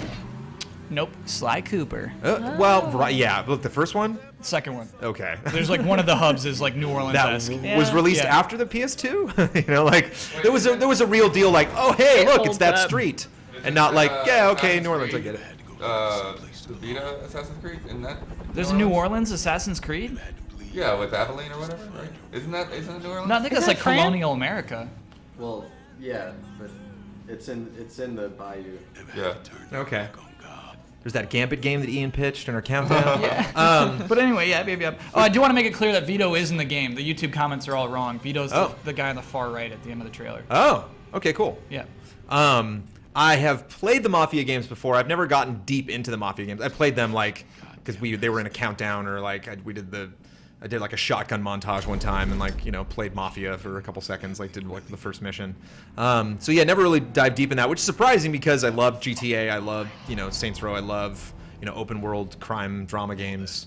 But I mean, it is CG. It is story focused. They kind of do. Did you see what they did there with the little dialogue twist? He thought he was talking to you. I can't hear it. You can't hear it. Never Oh, mind. okay. Well, you think he's talking to you, and then he like specifically looks up into the rear view, and you see that he was talking to this You don't know what family is. this poor chap. Okay, I got corrected again. It was Paris that Sly Cooper happens in. Ah, okay. Thank you.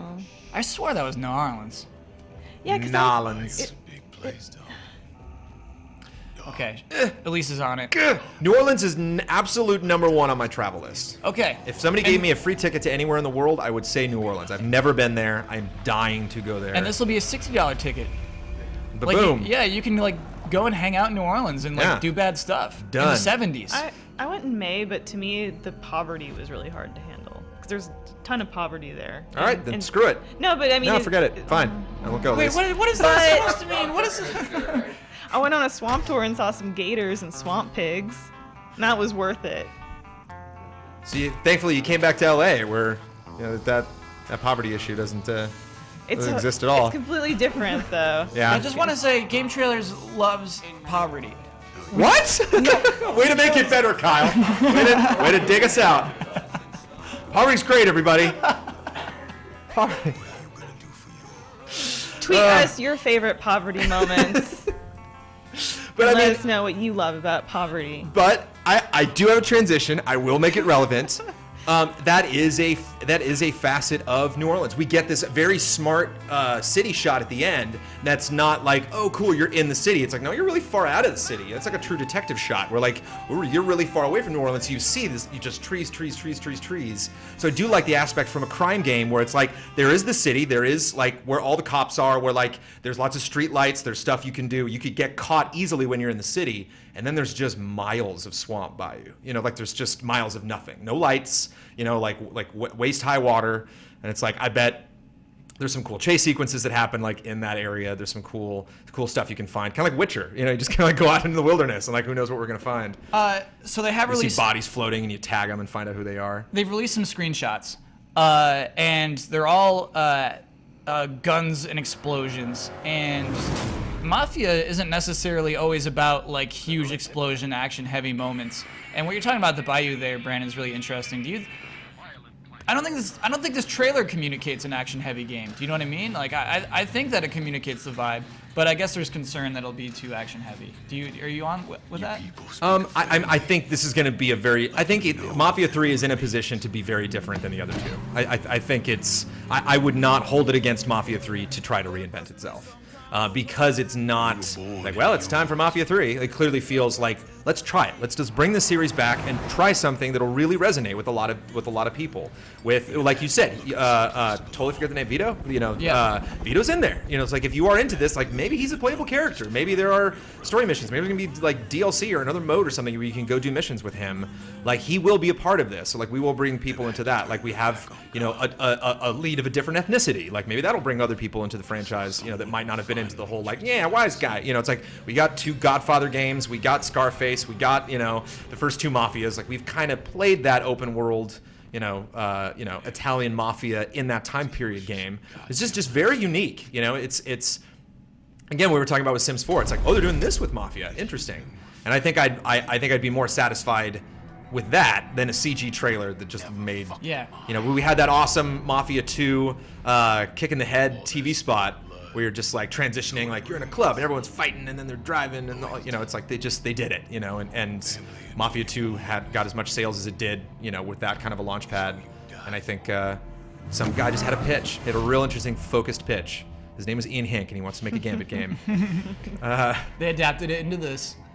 And it's gruesome. It's definitely mature. Out of all the things I have on this list, like it's definitely the one that like maybe the kiddies shouldn't watch this one because it is brutal. He doesn't kill him in the head and it cuts to black when he does. He stabs him like in the gut, you know, and like has the crocodiles That's a take him Mafia away. kill. You know what's weird is their eyes are glowing. Oh, in the CG? Crocs. Yeah. Oh, the Crocs alligators. eyes are glowing. Yeah. The magic Crocs. Yeah, and so to me that There's kind got to of be mysticism in this game. Croc's eyes. I mean, the alligator's eyes. They would The radioactive so Crocs. they're glow alligators. really easily. Blood is from Florida, just so everyone knows this comes from experience. So Blood, they're not being cartoony, like that's a legit croc thing, That's alligator pretty much all thing. animals. Alligator thing. Yeah, for sure. My favorite thing about alligators in Florida is you'll be like driving down the highway and just the side of the road, just alligator. Yeah, just a gator. What? That thing could kill you. And it's just like, yeah, but only if you like get close to it. And it's like, yeah, but you might. I mean, like the odds are low, but the odds are still there of Yeah. just, you know, They usually horrible, don't- you they know, don't wanna do maiming, it to dismemberment, people and at all. death. I know, neither do stingrays or sharks, but like if you step on one, like man. they'll defend themselves. You have a way higher chance of just like somebody sleeping in their car and running you over than an alligator hurting you. It's just fun. It's just interesting to have one of the classic, iconic, terrifying, giant monster, actual animals of the world, just out in a field. Like, what's up? You don't see a bear. You don't go hiking and see a bear just chilling. Like, what's up? And it's like, oh, the bear's cool. Just don't go close to it. Florida. Don't get a selfie with that crocodile. Those alligators better know how to swim, right? In Florida right now, isn't half of Florida covered in water? Yeah, there's pretty big storms. There's a great photo somebody put on Facebook of a shark in the street. It's amazing. I've Check never this out, seen gator anything eyes like actually that. glow. It's a real Yeah, look thing. at that. Sweet. Yeah. There you go. That's a great detail. Thank you for the photos, chat. That's really awesome. Chat, send a link to that? Yeah. Nice. Chat's awesome. Oh, there it is. Glowing gator eyes. Thanks, Ronaldus. So yeah, there you go. Mafia 3. I mean, I think this is something worth talking about from Gamescom, right? I think this is something worth pimping out. You know, like they told people this is coming. Check it out. It's going to be at the specific time. It's going to be kicking off the day of Gamescom. We want people walking around the show on the first day of Gamescom being like, oh, did you see that Mafia trailer? Again, like maybe just a little bit of cheesiness and it's maybe a little bit canned. It's maybe a little bit scripted, presentational instead of like, because it seems like they really want to go gritty. Like they really want this to be real. They really want you to focus on these characters. Really want you to root for these people. Love them all a lot, you know. And like, VO's tough. It's tough when you just write a whole script and have somebody do it, and this voice actor's in the booth being like, "Wow, this whole thing's on me." Yeah. Like, Yeah. I really gotta knock this out of the park. Well, Vietnam, oh boy, here we go. I think the only cheesy part, I don't think it's actually that cheesy. The only cheesy part is he's driving, he's brooding, and he's listening to the radio. This doesn't sound right. Yeah, Flips he gets over the to Jimi station. Hendrix, and you get a little smirk, like, this I can relate to. It's the 70s, yeah. This What- speaks what more to the Jimi times. This era rules. What is he listening to all along the Watchtower? I do not know the name of the song. It's It's Creedence, right? I see. no, it's a different song. I cannot remember it. And then it ends with a Rolling Stones song, I think, too. I like the use of soundtrack here. big Oh time. yeah. Oh, of course, and smart for something set in that era. Smart for an open world game. Always smart to have like a very specific soundtrack that's going to tell the story. To me, it feels like Mafia and Hitman are in a place where they need to reinvent themselves in the same kind of way. And Tomb Raider and Need for Well, Speed, yeah. and it's an interesting era, and it's it doesn't really feel gimmicky this time around. I really feel like in our industry, I mean it's there, but like in our industry, I think we are at that point where like franchises have to take a long.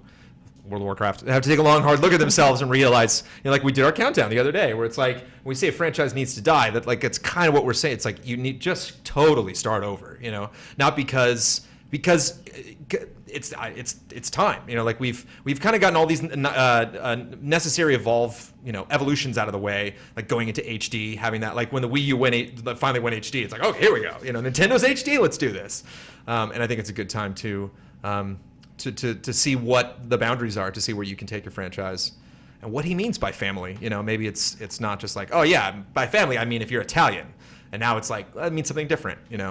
What is his family going to be? Who are you going to control? I'm more interested in his family than the actual family in Assassin's Creed Syndicate. I'm curious to see what he's up to. I hear you. Whereas the main character in Syndicate's like, I got this. So it's like, well, cool. I don't even need to play it. Nice. Okay, I got a bunch of corrections. Yes. Okay, That's so what happens when I talk. For Correction. It was all along the Watchtower, and it was nice. it was I can't hear it. It was the animals at the end. I mean, Okay. if you, House of the Rising Sun. you put all along the Rising Sun, that's Watchtower right, in anything, I'm gonna like it. Cool. Love that song. Yeah. Definitely good use of music, I think, in this trailer. I'm bummed people don't like it. I'm bummed that people sneer at that trailer. Is it just because they thought that it wasn't Just the staying dialogue true? is cheesy. Oh, that's it's tough that's to the do. major It's like criticism. if you take any screenwriting class in college, they will tell you like never do VO. I just watched like Maverick the other day with Mel Gibson, and like it starts with him being like, "Hi, I'm Maverick, and I like to play cards." And Yeah, you're just yeah. like, "Ooh," it's like I'd so much rather just look at this world and try to breathe it in, as opposed to you being like, "Here's what's happening," and. So it can be dangerous. And then you have like films like Goodfellas that just like they're like, that's how you do it, Scorsese loves that narration. because it's a good script and a good performance. I think It's those like, specific songs too are just so familiar to Scorsese you know what else is movies that cheesy? it's like- Again, just talking about realism. Him like, oh, I identify with this song. I hate it when people listen to the radio and they just like, oh, I'll just turn to that station, and it's like right when the song starts, like the second. It's not like in the middle, or like Groundhog Day when you kind of jump right in the middle of the song every morning. Just like, nope, he nailed it right on the nose. I think Beatrix Kiddo in Kill Bill driving in black and white is the perfect example of like that monologue with camp. Oh, just very much looking in the camera. Yeah. Oh, Tarantino's a great classic yeah. monologue example. Like, he is really good at writing dialogue, so it Yeah. works. So yeah, good attitude. Curious to see more of Mafia 3. When do you think we are going to see more of Mafia 3? Obviously, didn't get a date I hear. I mean, this is The guys are saying that there's gameplay out there somewhere, but I'm not sure where. They The had a guys? YouTube link. Yeah, chat had a YouTube link to some It's gameplay. not on the official channel. They just have the trailer in a bunch of languages. Ooh. Don. I guess I totally cut you off, Don. I'm sorry. Oh no, that was all. Okay. I don't want the tangent police to bring the hammer down. Just keeping the pace up. Sorry. Cutting Don off. Sorry, Don. Especially when you're talking about a Mafia game and you cut a Don off. Whoa. You don't want to do that, Brandon. Don't worry, Brandon. We'll settle things up later. Yeah, exactly. Kyle, you're gonna be hosting GT Live tonight. I don't think I'm gonna make it. Okay. I'm gonna be taken out. I got you. I'm gonna be sleeping with the fishes by 6 p.m. today. Final Fantasy 15. We got not only the thing that we just saw, we got A trailer. a Snuggin' in the Rain trailer. Snuggin' in the Rain. Is the name of the trailer? I'm calling for corrections right away. I need to know. So Noctis is the lead character of Final Fantasy 15. Mm-hmm. He has a dad. Oh, yeah, King. Right, because Yeah. he's the prince. Yeah. They still call him the prince in 15, so I'm assuming his dad is still alive, or maybe like when his dad died, his dad's like crying here, so he's sad about something. Don't know what's going on here. Yeah. Again, I'm just ignorance first and foremost. I don't all like this this entire scene one conversation. bit. I have no idea. Yeah. It is an interesting tone for a Final Fantasy game. Yeah. For her just kind of like walking away from this huge night. No one else is in the room. Yeah, I do not like that. Everyone was super stoked on this dog, and then that's basically it. That's Yeah, kinda that all we dog's see not of going to be him. alive in 15 years. Right? Yeah, good point. Yeah, I don't know if the dog's going to be in the game even. It's a magical dog, man. It could be alive Ooh, 15 that's a years. magical dog. That's a person. That's a person who transformed. Oh, okay. You just had that idea, or you're putting your chips in that. It had a wrap around its leg, so pay attention if there's somebody. with Yeah. a wrap. Oh, okay. Yeah. That's it. That's like a Harry Potter thing. What are they called in Harry Potter? Wizards? Your- I don't know. No, they're Yeah, they're called wizards. no. It's Your Patronus. there's a specific word. But for anyway, it. No, yeah, it's not. Get out. The entire rest of this trailer Animagus, is I this scene think. right here. Yeah. That's what Harry Potter's dad was, an animagus. He could turn into not a dog. He could turn into. Oh, jeez, let's not Sirius talk about Harry Black. Potter. Speaking of Sirius Black, so dad's sad. Ladies in the room and dogs sniffing cars. You got a sad dad over here. I'm not saying we need more because none of this is relevant to me. So maybe it's like way more relevant to other people. I do think we hold on this a little too long. Dad, stop. That's a good gif. I mean, it is a heartwarming moment, but again, like I don't know. I just can't place it in somewhere where I can connect it to other things that will increase its relevance. It just kind of stands on its own as being a sad moment. Yeah, honestly, I think that's what they're trying to sell. Sadness. Yeah, a tone. I think they're trying to sell like, hey, this is going to get real. It's going to get sad, and I'm not It's sure. a fantasy based on reality. Yeah, I'm not sure this trailer pulls it off. You know what I mean? I get what you're trying to sell, but like, there's another weird shot. This right here. And this is bad, right? This is bad. This is straight bad. These things are. These aren't good. Is that like a protective shield or something that's like protecting the city and it's not going to last, and then these things are going to come in and mess things up, or? But I mean, this shot is not good. That's not a good shot to put in your trailer. So in the press release, they only included a bite-sized amount of information where the father is sad about thinking about what he's going to have to do on the oncoming war with their neighboring Niflheim. I think it was Niflheim. So they're he's the king. Their neighboring kingdom are just a bunch of warmongers. I don't know what the hell those things were. They probably have to do with them. But beyond that, I don't know if they've released more details today. But that's basically what I think big things is the order of the day in 15. I think they're really trying to go for scale on absolutely every aspect. Like Leviathan kicked the whole thing off, and we see Behemoth and like all these giant monster, like natural monsters was roaming around the environment. Ramu coming in is a huge, thing. Like like the summons in Final Fantasy 14 are like that big, like the ones you actually carry around with you. So it's just like very different to have Ramu be like a skyscraper. I want to comment on something actually. This is Sazanami Style brings this up. Tabata said in the active time report that this trailer is trying to reset the story for both longtime fans and newcomers to reveal what the story is now. Hilarious, the idea of longtime fans existing for this game that has not existed yet. And so I think that that's actually a really unique issue that Final Fantasy 15 has. It's existed for 8 years basically. And yet it has not existed, and like it's really hard to have those story elements from those initial trailers that like I don't want those anymore. I don't want those characters. We cut them out, and so people are like following it. We did that whole video. Do you remember where like we were putting together the pieces of Final Fantasy? I think it was Versus at the time, but it was like here's everybody who's going to be in this game, and here's their stories and everything. And a lot of that's irrelevant now, and they kind of have to, irrelevant. Like he went name by name and said no. That character's out. So the big reveal that they did for 15, the big moment, like even down to the second, I could clip that part out. It's like a 5-second moment from the trailer of like all those faces bump, all lining up, and then dun dun, then it's at 13, and then crash into 15. Yeah. Like take some of those out. I think take some verses out. I'm not sure how late or early they were represented, but yeah, I think it was actually like a versus character. So anyway, this is a good idea. Just say, please forget everything. Please forget all that other stuff. We're telling a different story here. We got to get this game out. Sean TSC says Final Fantasy 15 equals Lion King. There you go. That's all you need to know. Sure. When Lion King equals Hamlet. So there you go. Yeah. You can either watch Lion King or read Hamlet, whichever one's easier for you. Watching yeah. Or you can play the Super Nintendo game, also a viable option. But yeah, I'm still convinced this is the first chance. This is the first chance in the game, especially with how the trailer ends with the phone ringing, and I think Norris is waking up to start the game. I think it's the first scene in the game. Might have been auto-corrected there. Also Norris. Right? Yeah. Noctis, yeah. I'll call him Norris from now on, yeah. But I mean, that's my knowledge of 15, admittedly, is like you could throw a name like Norris out, and I'm like, oh, Norris is in this trailer. You're right. Maybe that's Norris over there. I bet it's like that. Yeah, and then Prompto's like, "Do you have a bad dream?" No. And then they just like they go out and start their adventure. Yeah, I bet that is where the game starts. I don't want to say too much on this. Okay. Because just for personal reasons. Just because I'm not. Because I don't want to get riled I up? haven't done my homework. I Yeah. didn't work on that video. I don't know all the pieces together. But it is weird to me to kind of, when you say resetting the story, that makes me sad a bit. Because it's like, to me, I look at how wonderful would it be if there was a story that took not 8 years because there's all sorts of problems happened, but because they let that story grow over a long period of time. They added things instead of taking characters away. Yeah. Has anything interesting come out of the COD? Oh, that's Show. been going on for a half hour. Yeah. Yeah, so they've basically just kind of been talking about their esports plans and things of that nature. They've been showing some match gameplay. To be honest with you, they've had the best frame rate for a Twitch stream so far at Gamescom, so we can give them that. But beyond that, I Nothing. can't tell if we're really seeing new modes. I don't think we are. I think we're mostly just kind of seeing matches.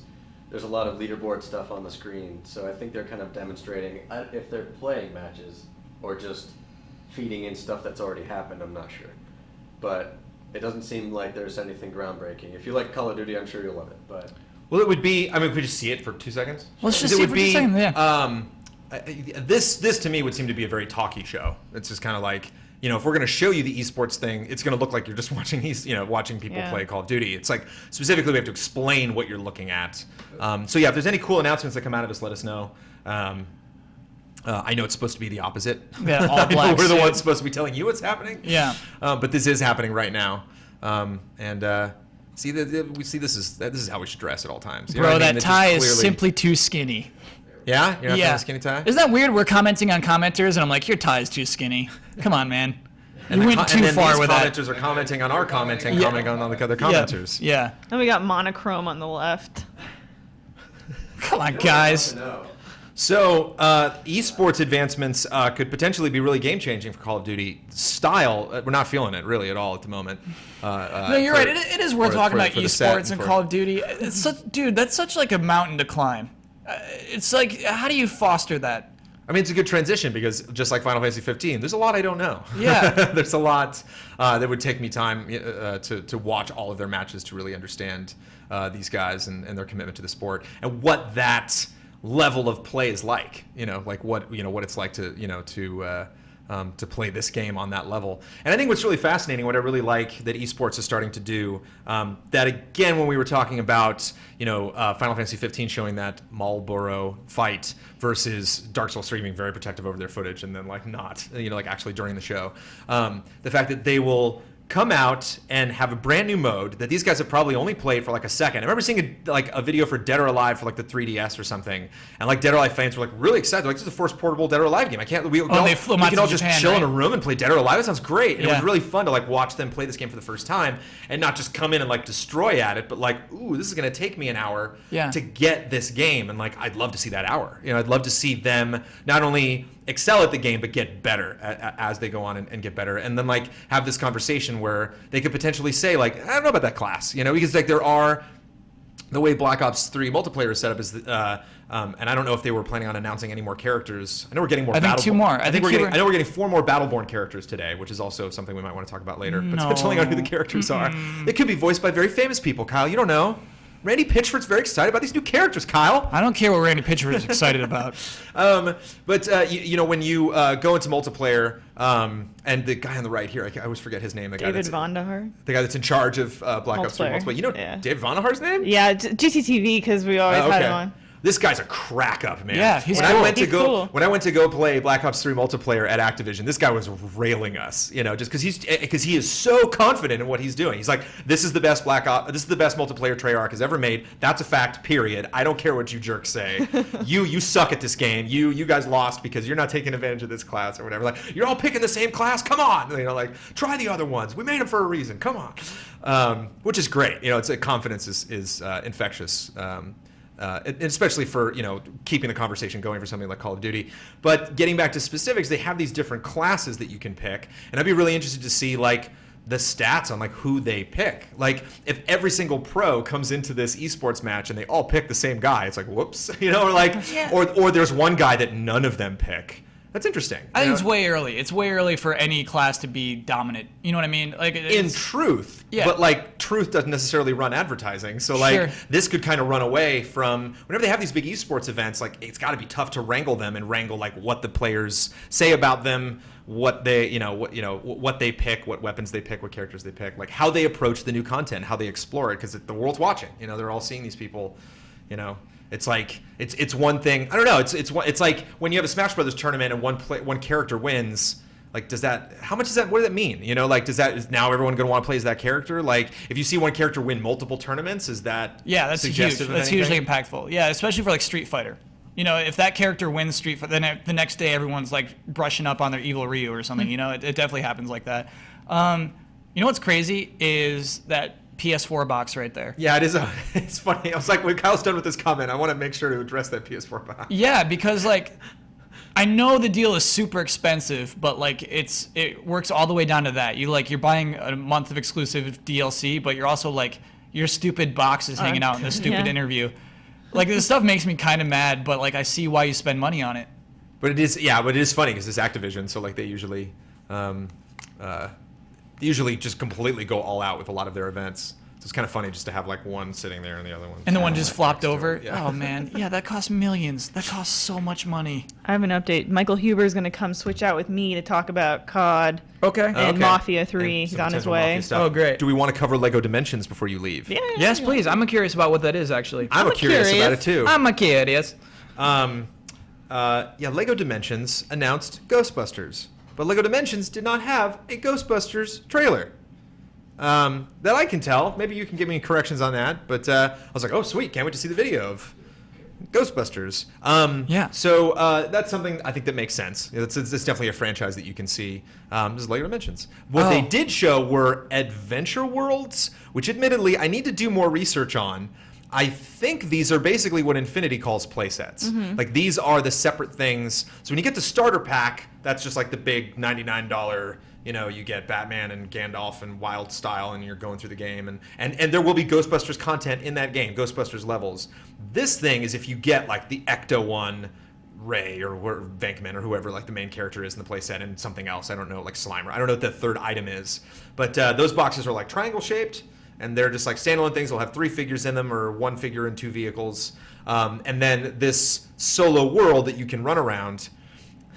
The issue that I have with this trailer is they say, they have the gall, sir, to say like, and you'll go to Middle Earth like you've never seen it before. And it's like, I guarantee you Lego Middle Earth is better than this weird playset that you're making. That's not bad. That's okay. You can make us tiny little Lego Lord of the Rings adventure and I'll enjoy it. But don't sell it to be bigger and better than the $60 game you already produced that covers all 3 films. It's cool that it's open world, but these look like just little things that are fun. This looks like an hour and a half of my time, and then I'm done. And this trailer really sells it for more than that. Unlock a world for each brand. Yeah, so Just, this is extra stuff. that These kills me, are man. all expansions. Yeah. So if you played that little Simpsons part, but you're like, I really want to do a Simpsons adventure, then it looks like there's a little hub world. You get that Simpsons thing, you buy it, you put it on the base. It unlocks this portal into Simpsons world. And then the thing that's cool is you can take any of the other characters. So if you buy Doctor Who and Simpsons, you can have Doctor Who running around Springfield or Homer flying around in the TARDIS. I think the Simpsons one would be excellent just if it has a ton of little jokes and asides in it. I think that it actually is the one I'm most excited for. You know That how I face feel does not about say floating excited. islands. I know how you feel about floating islands? Yep. Yeah. It's called magic, Kyle. Is that why you love Skyward Sword? No. I love floating islands that mean something. Oh my gosh. Here they've ripped a part of Springfield like out of nowhere, and it's just like it's just a big. Yeah. Oh man. It was displaced. It's in another dimension. Oh, so do you think it actually was ripped? If that's the case, I'm okay with it. It was ripped all right. Okay. I hate the VO. They I hate do. this guy. They show Ghostbusters at the very end. There's a portal. Yeah, with there's the a Ghostbusters logo Ghostbusters on in it. this trailer, but there's Yeah. no Ghostbusters trailer. Like they had like a Back to the Future trailer, you know, where like Christopher Lloyd like opens the thing up. And It it's will like, come, Brandon. Oh, this guy's handsome, you know, and like.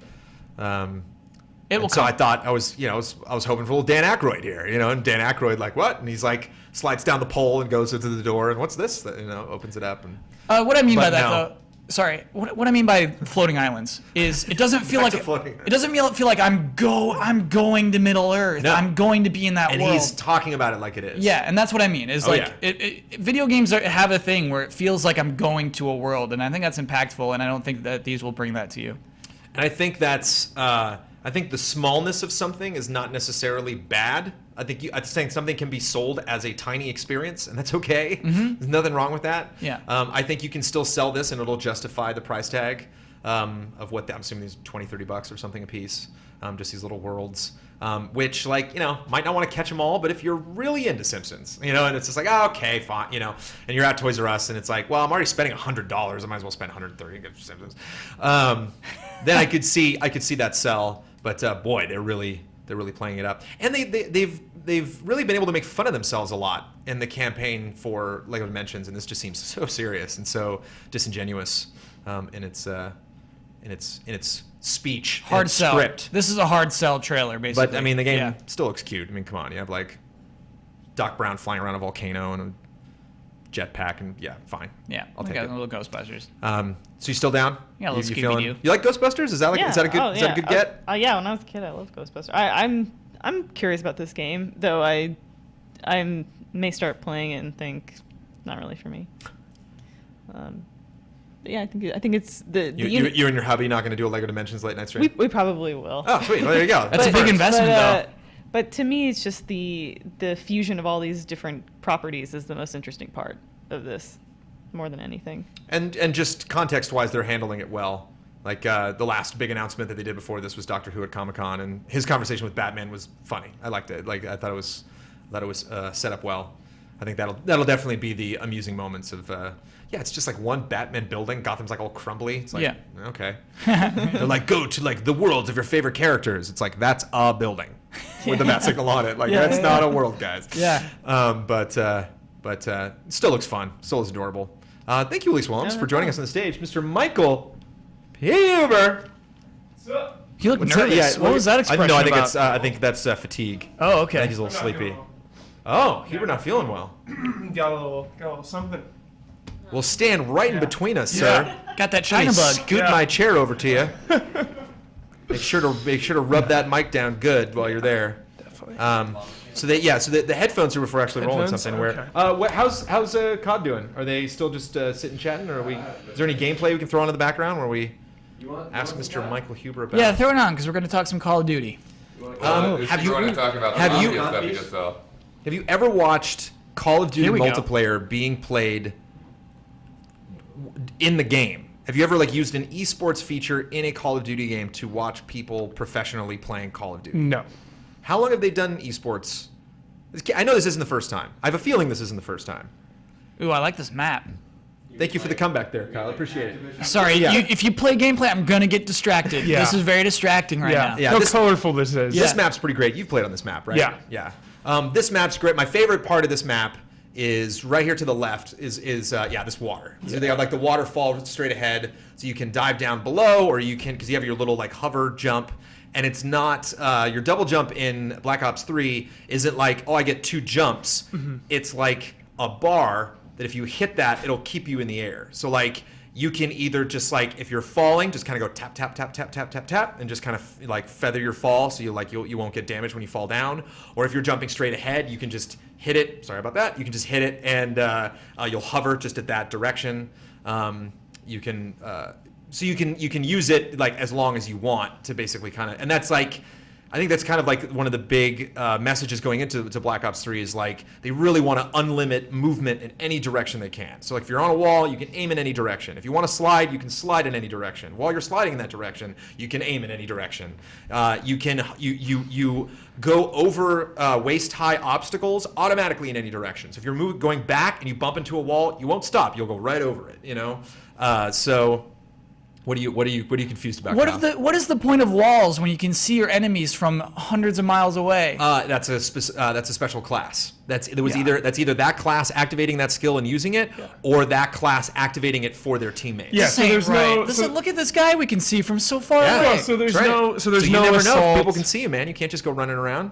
I want to just run around. Oh, this is garbage. That's not COD, baby. You didn't earn that kill. You just want to run around, and you expect me to respect you in the Call of Duty community? Yeah, you're out of your mind. This is cool. Look at this right here. This is so much better. It has like 9 different characters, all with their own lore and abilities. Was there 9 total? Did they say? And they announced like 5. They've shown, I already? think, like 7. Okay. I don't know if they've shown the other 2. I'm seeing a lot of But there's dirty a guy. kills. There's like a Turok guy with a bow gun, and he shoots exploding like a bow and arrow that explodes and does a lot of damage. There's a guy with like an electric gun that has like arc damage that can hit a bunch of people. Irrelevant. I'm picking see-through walls guy every time now. I don't know, man. There's a robot with a Gatling gun for an arm. Yeah. That's the guy I'm picking every time. Okay. So if you jump in the air, it's like, I'm going to dodge your bow attacks. It's like, I'm going to track you the whole time you're in the air. And people by are the time so you land, good at you're this dead. game, they'll be like, fine, see me through a wall, I don't care. Kill you anyway. Right. I mean, that's what's happening right. But like all the kills we're watching right now, we're watching pro players kill. Most of them I've seen so far, they're Using through looking walls. they're looking through walls. and Did you see the killing a person. glitch ready that you can interrupt their that's See like through walls? Yeah, that's like a perk that you can build up to. Not a Okay. perk, but it's a score streak. There it is. Yeah, you got all Counter these it. like What is fake this blue dudes thing? that are running around. So I think one of the big questions of the day, comparing something like Gamescom to E3, is like the last E3 we had, there were so many levels of hype. There was like, wow, we got to see more of that game that we've heard of. That's really cool. Wow, they really pimped up that game that's coming out like 2-3 weeks from now. Can't wait for that. And then, oh my God, those games got announced. When are we getting those? You know, these new things that we haven't heard of. Everything at Gamescom seems to be just an update on a franchise that we know. Just kind of like, oh, there's a new mode, new thing, Ghostbusters, Fighter Squadron. You know, just kind of slowly adding these modes, or something that they've announced earlier that we finally get to see actual gameplay of. So the big thing I gotta wonder for every single one of these entities is, are you leaving Gamescom more excited about that? Like, was there a reason for those people to attend Gamescom did Black Ops 3 need to have their own event? Sure. What about this, if anything, gets you? Because I know you're pumped for Black Ops 3. I know you're psyched. Like, we both kind of needed that hands-on proof. Yeah, it that, feels Black way Ops 3 different. multiplayer was good. It feels so much better than the other ones in the past. It's just like you said, the freedom of movement, I love all the new classes. It just has this like MOBA style feel. I don't know, it just feels like different than all the other Call of Duties. I know it's still the same, running around in the environment, shooting everyone, but Well, 2 things. We got to do this so we don't get weird feedback. Okay. Because you got Huber volumes. Huber volumes. The outlines are not part of the game. That was because we were in spectator mode.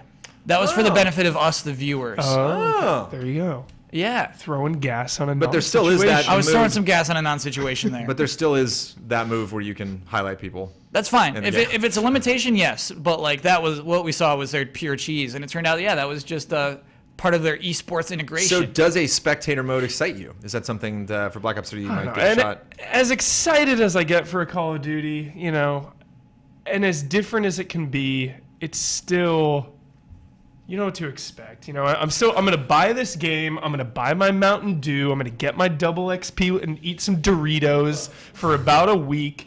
And then I'll be like, all right, it's good. Been there, done that. I'm good. I'm out of Beat Doritos. the campaign. I'm out of Doritos. Don't have any more Mountain Dew. Moving on. So, do you think, one of the big benefits is it's kind of like watching a professional fighting game, where, like you said, with Evil Ryu, it's like after there's a win with that specific class. So, like, if I'm really into that robot, I'm just like Gatling gun all the way. I love this guy.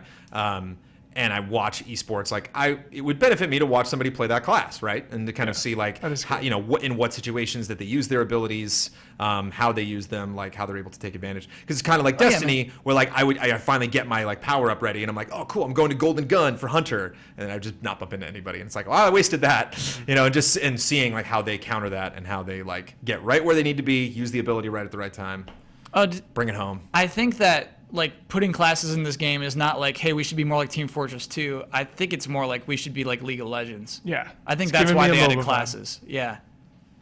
I think that's absolutely why they added that. Yeah, I guess it is the same kind of like overarching like tent concept, but it doesn't.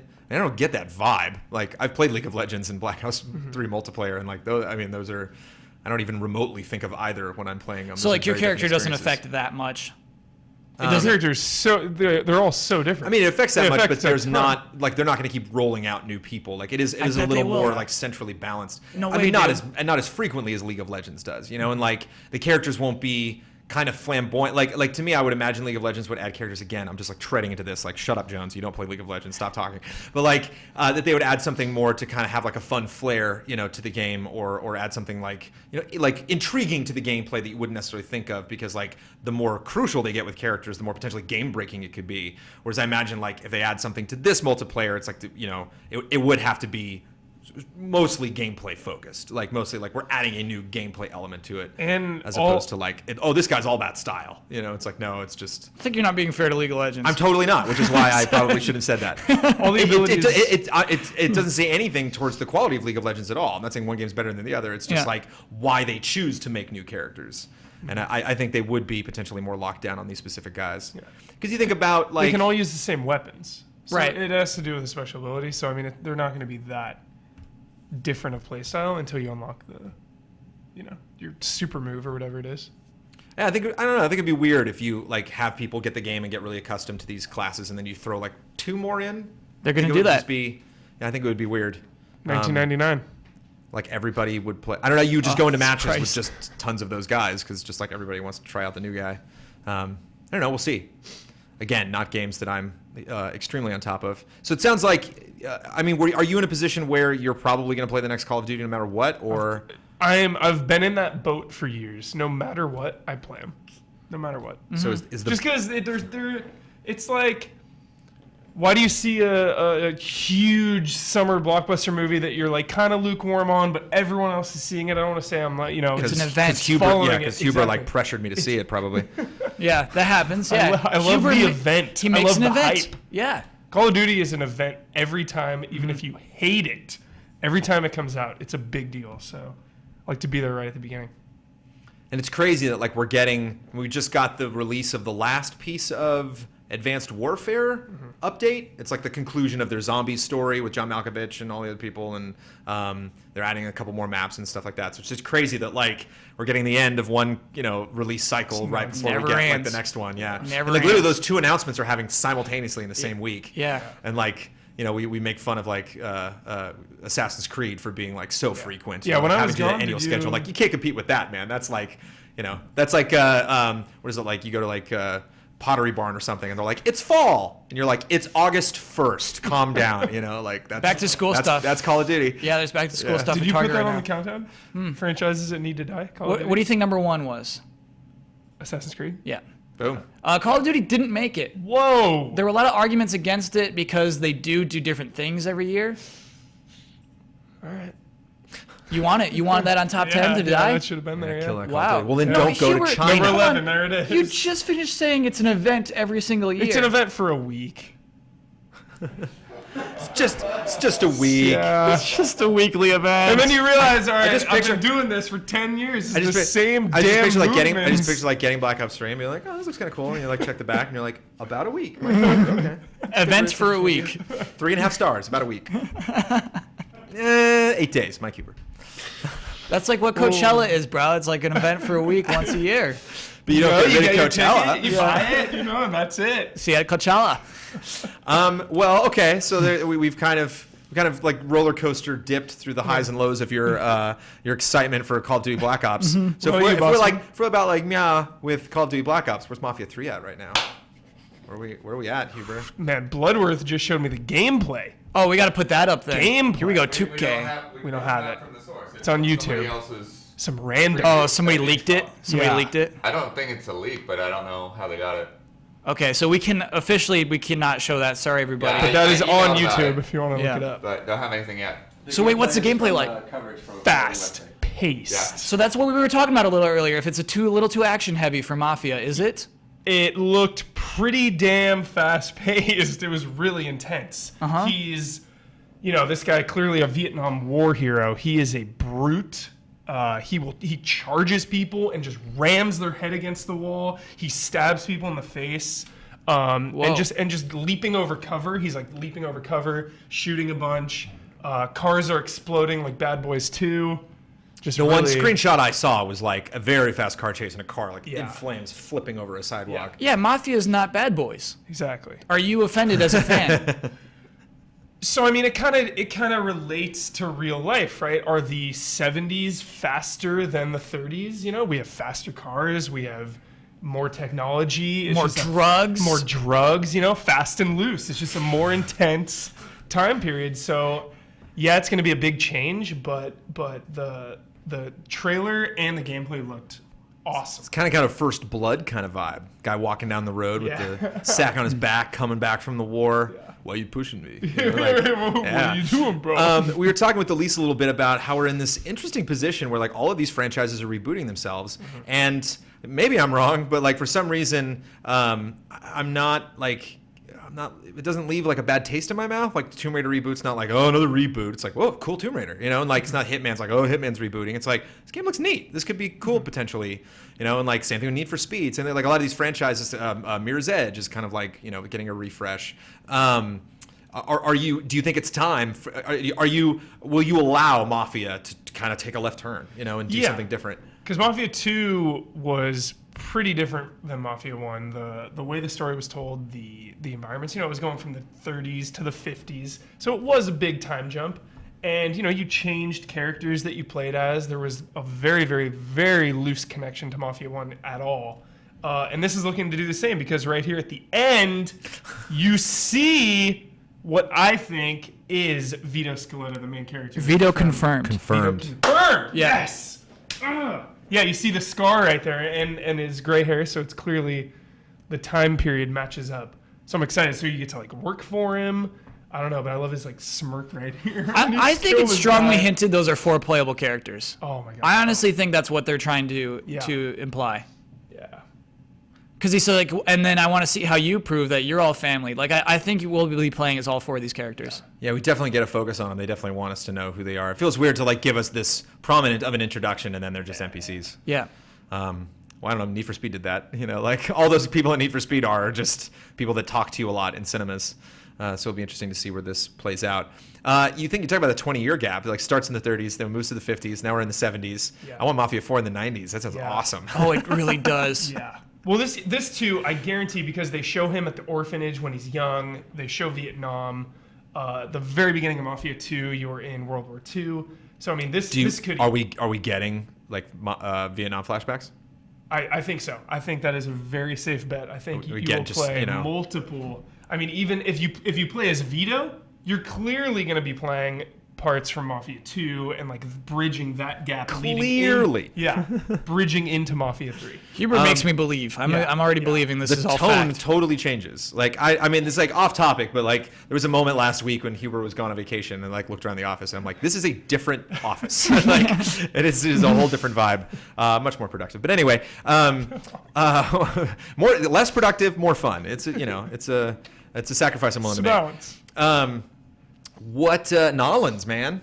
Nolans. Again with the horrible accent. Looks disturbing. I'm sorry, we got a new fact. Factoid. They're not 4 playable characters. Oh. They're LTS, lieutenants. I don't know what LTS stands for. That can work for you. Okay. Dang, man, I really want to play as Vito, bridging that gap. Yeah, instead you're just going to tell him what to do. Confirmed not playable, 100%. Sean, is that confirmed? Is that Can we confirm that? 100% confirmed not playable? Because that would bum me out. I mean, they could still work for you. Yeah, but they're not might playable. be playable in some capacity. There's a video documentary about them about the whole thing, explaining right. it. And they're not playable. It's confirmed in that. Oh, wow. Bummer. Okay. Dang. Oh wow, now I just brought it all down. We wanted Vito. We wanted to play as Vito. We were surely going to have Surely gonna have that flashbacks. connection. Yeah. In Oh, DLC. man. DLC. Okay. Vito DLC. Vito. I'm not Because excited. Mafia 2 had Joe's. If you can adventure, play you as get to play Safehead as in Joe. Evil Within, you can Okay. play as Vito in Mafia 3. All right. Like that. Take that to the bank. Have you? Surely. Have you ever? Surely you've been to New Orleans. Never. Never been. Is that a city that excites you? I mean, Yeah, it's definitely Infamous 2. Infamous 2. Love that setting. not Sly Cooper 2 though. Sly Cooper 2 is not in New Orleans. We've established that already. It's not. No. Okay. Yeah. Incorrect. Ouch. French themed. Yeah, the French thing. Yeah, but definitely not New Orleans. So yeah, is that a city you're looking forward to exploring? Is that something because that's a huge decision for an open world game to be like Chicago, and you're like, okay, well now we got a lot of work to do. We got to buy a lot of plane tickets. There are very few cities in the U.S. that are unique. Yeah. Where it's just like, oh, that is anywhere. You look on any street and it's like, oh, that's New Orleans. And New Orleans is one of those. It's an insanely unique city. A great New Orleans film to watch that I always find myself being like, I watched 5 minutes of this and then I watched the whole damn thing. It's Interview with the Vampire. And in the beginning of that movie when they're going around all the plantations and stuff like that of New Orleans, it's like there were moments in that like, oh, you're like now it's like, oh, we'll CG that estate in the background. And like when they shot that, back in the 90s, it was like, no, that's New Orleans. That's what it looks like now. And so it's crazy. And this is before America, that he's there. Yeah. And it's just crazy that like New Orleans, like the whole revolution happened and like we formed this country of ours and New Orleans was like, whatever, like it's just been there the whole time. So it's like such an old city. That's why I really want to see it is like, those are some of my favorite places to visit in the U.S. Like it sucks that we don't have as much history as like a Greece or a Germany. But at the same time, it is kind of fun to see this like this building, which is brand new, like a Starbucks next to like this building is 500 years old. Yeah. Like this house has just stood there forever. So you talk about family, like he brings that up, and it's like now I'm hoping that we get a lot of that. We see lots of old families that lots of things that have been set up again, to make the transition to True Detective, like stuff that goes on that normal society doesn't necessarily care about because it goes on in the shadows, it goes on in these swamps, and you're gonna get into that. You're gonna dig those people up and stab them in the stomach and feed them to alligators. Really you look like you're intense. primed to say something, Huber. What? No, I was gonna say just New Orleans lore. David Simon, creator of The Wire, did Treme on HBO. Treme, yeah, I never. And it's full on New Orleans, so it's really cool. Is that a new show, Treme? It ended recently, so it starts right after Hurricane Katrina. Mafia and 3 here. Mafia 3 came out. I think it's full on New Orleans. Mike Full on Huber, New look at that. Orleans. That's It is full on New Orleans. 5 stars. How long will it be an event for? Mafia 3? Yeah. Years. Oh, okay. Mafia 1 is still an event. Sure. Anytime I boot that up, look out, Tommy Call of Angelo. Duty. Yeah. Still an event? Yeah. Activision's quaking in their boots. Here comes 2K. Are you excited? Story man, Mr. Bosman. I thought this was a really good trailer. Yes. When I watched this trailer yeah. this morning, I was like, this is a good trailer. When the music kicked up, Rolling Stones, I thought Jones is pissed. Were you Actually, pissed? It's the No, animals. because it's an Okay. open world game. And we learned it's not the Rolling Stones, it's the animals. Okay. I made the same mistake earlier this stream. Oh man, don't get me on a tangent, but good example of why when it does piss me off. Here's when it does piss me off. Okay. Think about that moment. Look at the look on his face when that song comes on and he's like, yeah. It's like you hear that song and all of a sudden like you're there, like you can see him on stage. It's the whole thing. It's like his hair and the guitar and everything about like the style of his music and the way he sang and performed and like now you see the audience and like where is he playing? What does that world look like? Like what are the smells like? Like what is that like? What do these cities look like? What did New Orleans look like in the 70s? And then you'll see like another trailer and they'll play a song and you're like, oh yeah, the 60s, and they're like, no, don't think of the 60s. You're like, but this song was written in the 60s. They're like, no, we picked this song because it's just happy. And you're like, okay. It's like when a trailer's like, we want you to think of a very particular type of, a very particular thing about this song, but the rest of that, none of that. And you're like, don't tell me what part of something I should enjoy. You know what I mean? So No, this is the weirdest gripe. If I use a song from the 60s, you're mad that it's from the 60s? No, I'm not mad it's from the 60s. I'm mad when you don't want me to think about the 60s. I'm mad when Disney Infinity 2.0 picks Walk This Way for their ad campaign. That makes you think of the 60s? Do you know what Walk This Way is about? No, I don't know what any Aerosmith song is about. Do you know what Love in an Elevator is about? I remember my mom coming into my room in like 5th grade and I was listening to Love in an Elevator and she's like, what is this? And I'm like, it's Love in an Elevator, Mom. people, they love each other, they're riding in elevators. It's like, no, that's not what this song is about. Like, it's about people having sex in an elevator. Well, you will be like, pleased. How do they find the time? And so, like, Walk This Way is a very sexually suggestive song. And Disney's like, Walk This Way. And it's like, no, like, there's so much context. There's so much. My brain is going places that you clearly are just trying to, like, put up a barrier and be like, no, don't think about that. Whereas when he plays the song in this trailer, you're there. Like, you can think about anything with this song, and you're right there with the trailer. You know, you will be pleased to know they take their music very seriously, because in Mafia 2, when you were cruising around in the 40s, the music is relevant to the time, and then non-spoiler alert, time jump. When you start listening to music again in the 50s, you hear like Buddy Holly and music from the 50s. So it's a very big deal to them. Yeah. Cool. And just an open world game. And he's listening to it on the radio. You get a radio, you know, in this game. Did you have radio in the 50s in your cars? Like, was there like a soundtrack? Yeah. So yeah, you get so there will be a soundtrack to this game, and that's a huge deal. You know, like if they got those 2 songs for the trailer, you know, the soundtrack to this game will be especially a lot better. seeing your character react to the soundtrack. I think they're definitely trying to sell it. The soundtrack is a big sell of Mafia 3. Ants, man, Kyle and Brandon have the weirdest rants. Yeah, true. Sun versus the Moon. Brandon confirmed square. I'm definitely square. Someone get Brandon some sleep. Yeah, I played Mafia 1 for 5 minutes. I played Mafia 2 for like a countdown we did one time. I never really spent a lot of time in this game, which is inexplicable because I'm such a huge fan of action open world games. Yeah, I'll make some time for this. Coming 2016, don't really know specifically when. Okay, that's a very good question I want to ask you, because you are the open world aficionado. Mafia 1 and 2, linear open world. No side quests. No side quests, really. Yeah. No Not a XP lot. bars. Does that bother you? The big deal breaker for me was like, I was like, oh wow, Mafia, and I walk, I'm like, okay, the buildings are kind of blocky. It's like the first Hitman. You're like, this doesn't look that good, but it's a piece in history. Like, I should just play this game. I get in a car and like 20 miles an hour. like, ooh. I mean, it's the 30s, so like I'm not like they should have made the cars faster, but I was just like, I don't know. Just the progression of the way I'm experiencing this world. I don't know. It's Got to dive into that story, Jones.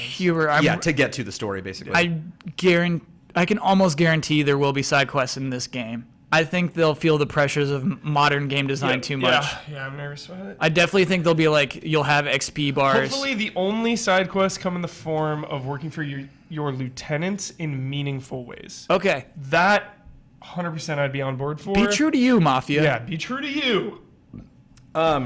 It's 11 a.m. The big boy. Okay. Oh yeah, we've been officially online for 2 hours talking about Gamescom stuff. We'll wrap it up. We're gonna be back tonight with Matt Robb from and Matt Sohinki from 2 Matts from Smosh Games. And they're going to be talking about what they like to Gamescom.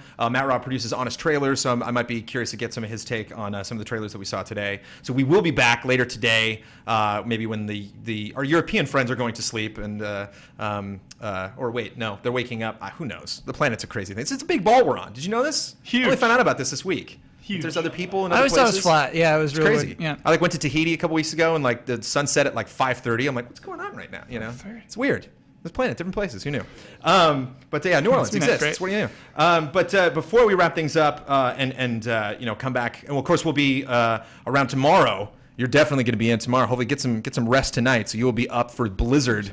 Talking about whatever that's going to be. Talking about Overwatch. Talking Apparently about Legacy of the Void. Apparently Overwatch is now in the Blizzard app. I saw somebody in chat freaking out because I did like a pre-update or something on that, and oh man, here he is. Just give me that beta. Just give me that beta, Blizzard. I mean, yeah, Mafia 3, more Blizzard news, Battlefront. 2015 has been the year of dreams. Nothing will ever top this for me, because it is simultaneously every single one of my favorite franchises being released or shown. It is unbelievable. My whole life has been building towards 2015. Whoa, man. It's unbelievable. All they need to show now is like Max Payne 4, and I think that you're being requested. They not only want us to read something out, they want you to read it, Kyle. Did you see Okay, this? yeah. So here, we got the scoop on the 3 playable characters Okay, here, but let me know let's how go. you feel about this. Okay. As Clay, you'll be able to bring several gang leaders into your fold to serve as lieutenants in your budding criminal empire. Cassandra and her Haitians, Burke and the Irish, Brooke is probably the balding guy. Yeah. And the protagonist from Mafia 2, Vito Scaletta, who lends the faction of Italians. These 3 lieutenants will grant you special abilities and unlocks if you show them favor, or bicker and betray if they feel you're giving away their piece of this new crime pie. Little Metal Gear Solid 5 in there. You know, little, like, you go in, you pick the guy that you want to come with you. Oh, sure. You might pick people for different missions that have different perks. So it's like balancing who gets what. I'm giving everything to Vito. Yeah. All of it. Right. 50-50 Vito. Let's go. It's funny. This has never happened. This poor little computer finally bit the dust. Oh, We lost our GT poor Live little in the computer. back. Just in time, I guess. The computer's like, I gave you 2 hours. That's it. Yeah. After 2 hours, I'm done. Let us know, chat. Did we miss anything else? Thank you, Akaneku. Thank you, everybody. You did promise a little Destiny at the beginning of the show. What did you want to say about? I've changed my mind. Okay. No, Wow. I just see a lot of people. I played Destiny a lot. I reviewed Destiny. The one person who can talk about Destiny is now on the floor trying to fix the PC. But hopefully Matt Blair will join Mr. Daniel Bloodworth on the couch. This is my fire team right here. This is my Destiny fire team right here, guys. Review We got Fire through it. Team, the original Fire Team. Yep. Remember Destiny's launch? We took down Fogoth. Absolutely, I remember that. Yes. Blair, So are you just- still killing Fogoth? Is that PC not happening? Don't sweat it. Don't sweat it. Thank you, PC. Thank you very much. Take a nap. Have a seat on that couch. Let's talk about Destiny, Matt Blair. It seems like everybody's really excited about Taken King. It seems like Taken King's got this kind of like changing everything vibe, and I wish I had the specific details. Leveling. Completely changed. I really spent this morning looking at videos rather than like going through fact sheets, but as I want to do and get in trouble for. But yeah, it seems like they're totally rebooting the leveling system. I saw another tweet that was like, if you are basically me and you leveled and got to like, how far did you get? Like 23, 24, like right at launch before they started adding stuff. Oh, I did not even max out. I got into like low Yeah. 20s, Yeah. and then was just like, okay, I'm done. And then I didn't keep going and just kind of like fed off of Andrea Renee's hype to get like updates and excitement about it. And Mr. Matt Blair. Professional. But it seems like for me, they're like you can come right in and get right up to that level. Like there's like Warcraft does that classically, where they're just like, hey, come in the game and you'll be level 99 in 5 seconds. So they're like, this is clearly a stage that we want to really encourage new and old players to come in and catch up really quickly with these people so they can experience the new stuff. I'm tempted to make that face too, Kyle, but everyone's real excited. I'm seeing like lots of Because then it always comes down to gear. That's what World of Warcraft is. It's like everyone's level 100, but it's like who has better stats because of the gear that they have earned, and that is. It's not up to 100 now. What is it? It's got to be in the 40s or something. What is it now? Maybe Chad will It tell goes to us. 40. Destiny goes to 40. Okay. Yeah, I was saying Warcraft goes to 100. Right. You know, But but it's all about the gear. You know, it makes it so everyone can be level cap and technically do everything in the game. I guess. I don't know the exact details. I mean, I would think you obviously need better gear to do the higher raid stuff. So when you look at it, isn't it kind of the same thing as it was with light? I never got know a what I'm light saying? level. No, I checked out. What do you when think, we Blair? got, Blair, when we we got need to you light on this. levels. What? What's The levels Cool, let's changed. talk about Is Destiny. this thing on? Yes. Don, are we good? So isn't it technically the same kind of thing? Because it all comes down to gear anyway. Like if you're level 40, Yeah, I think it's always going to come down to the gear is how they keep it balanced. Yeah. Because then you have the same base player classes, but then the gear is just how you kind of personalize yourself. But in the background, they don't release a gun to you until they know that it's not going to be, ridiculously overpowered. These days, I think they've gotten their crap together. When they launched, there were some overpowered guns, Galahorn, whatever, take your pick. But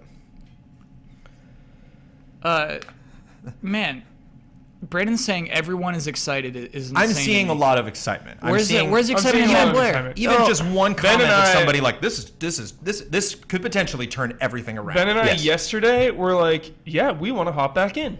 Whoa. Both of us. We're hopping back in when this comes out. Absolutely. I got the first piece of DLC, but not the second, the Temple of Osiris and all that. Yeah. I really meant to hop in. I really, really wanted to, but I didn't do enough in the first one to really say, okay, I'm actually going to give this time. So what is different about the Taken King, where it's just like, oh, okay, that thing that I said no to before, I'm saying yes to now. What changed? Nolan North. No, Oh my god. Well, it's interesting. The one thing I will say, actually, it's specifically about the trailer. So I don't know if there's any gameplay stuff you wanted to cover before. I talk about editing. just everything I've heard so far about way more of everything. The first 2 DLCs were so small. I felt like, all right, here's like 3 missions, and then all right, you have your raid.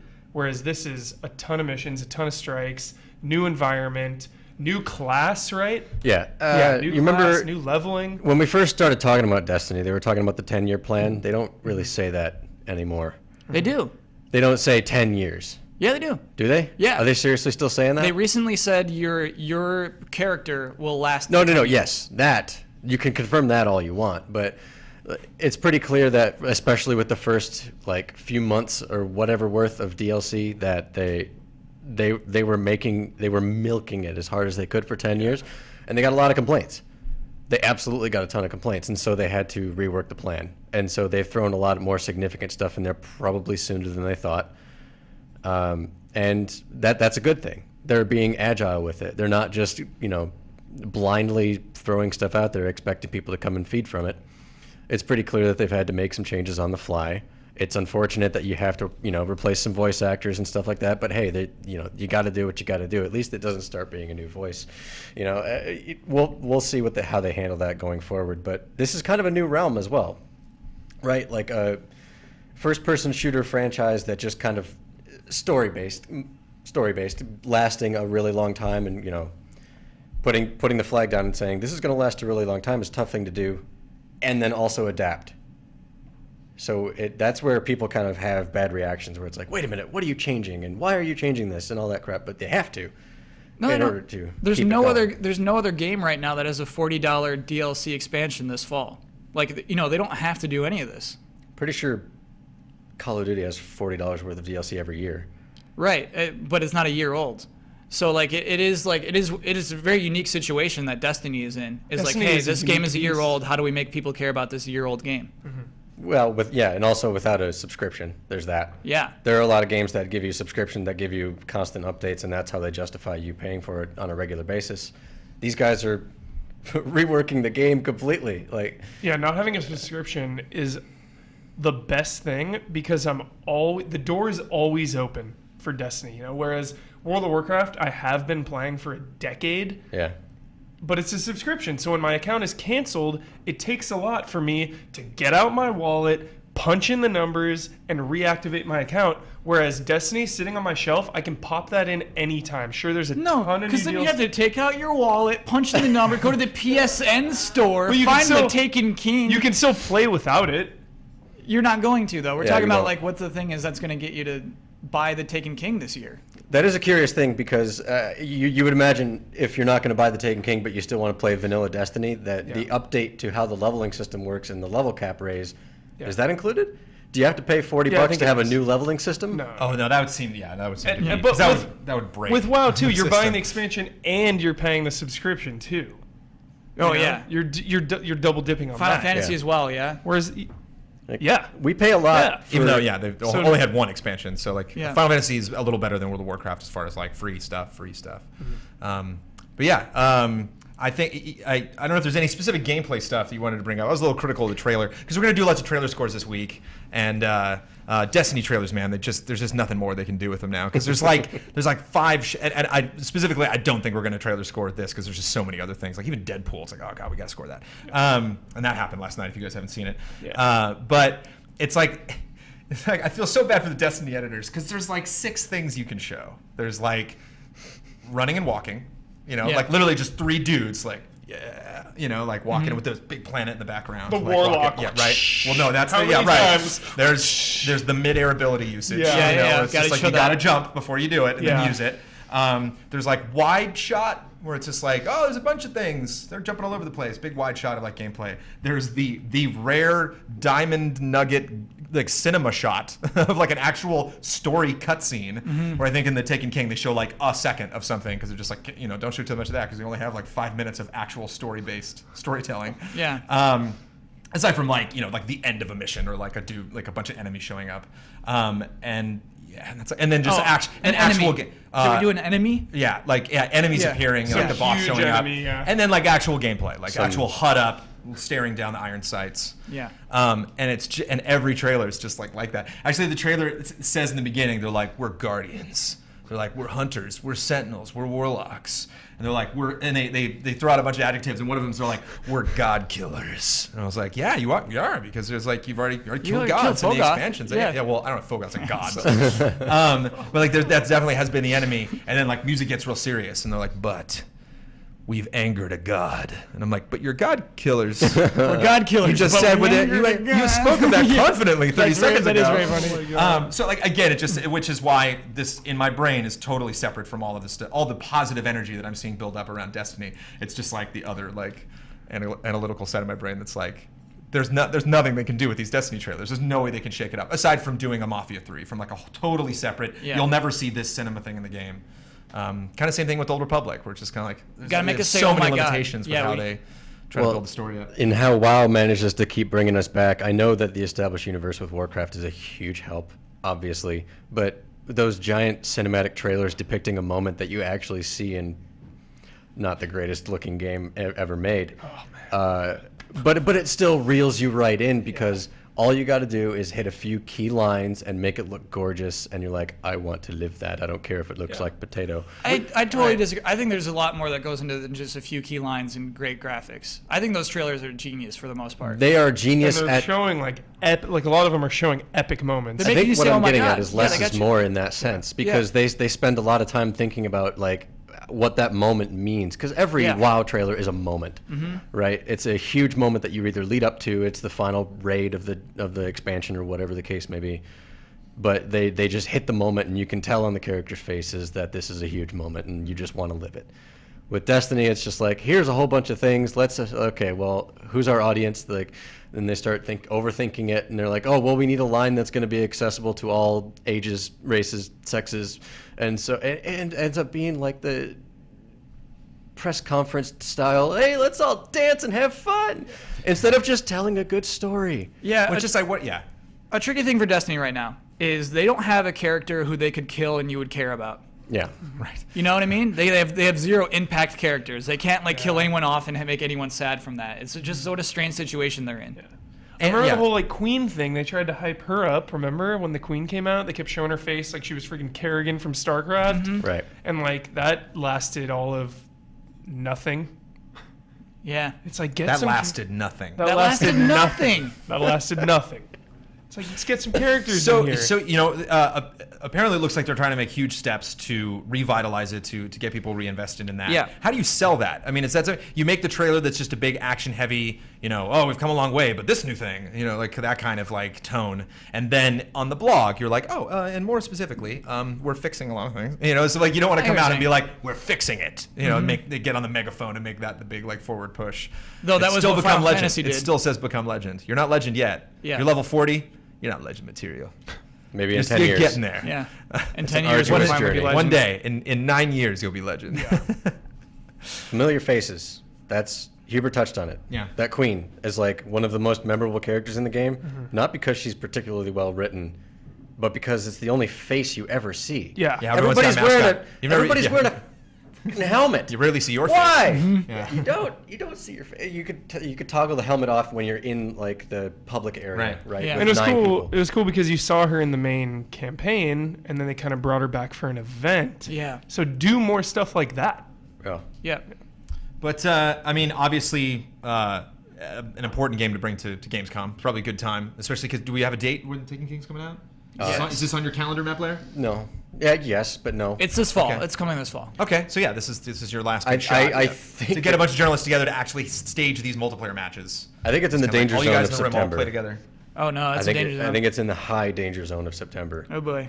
So Did good luck. the single player mission, dug the story. It was kind of creepy, which I think is again they've just got to be different, you know. And like again, the whole vibe of every Destiny thing is like forget that thing we did before.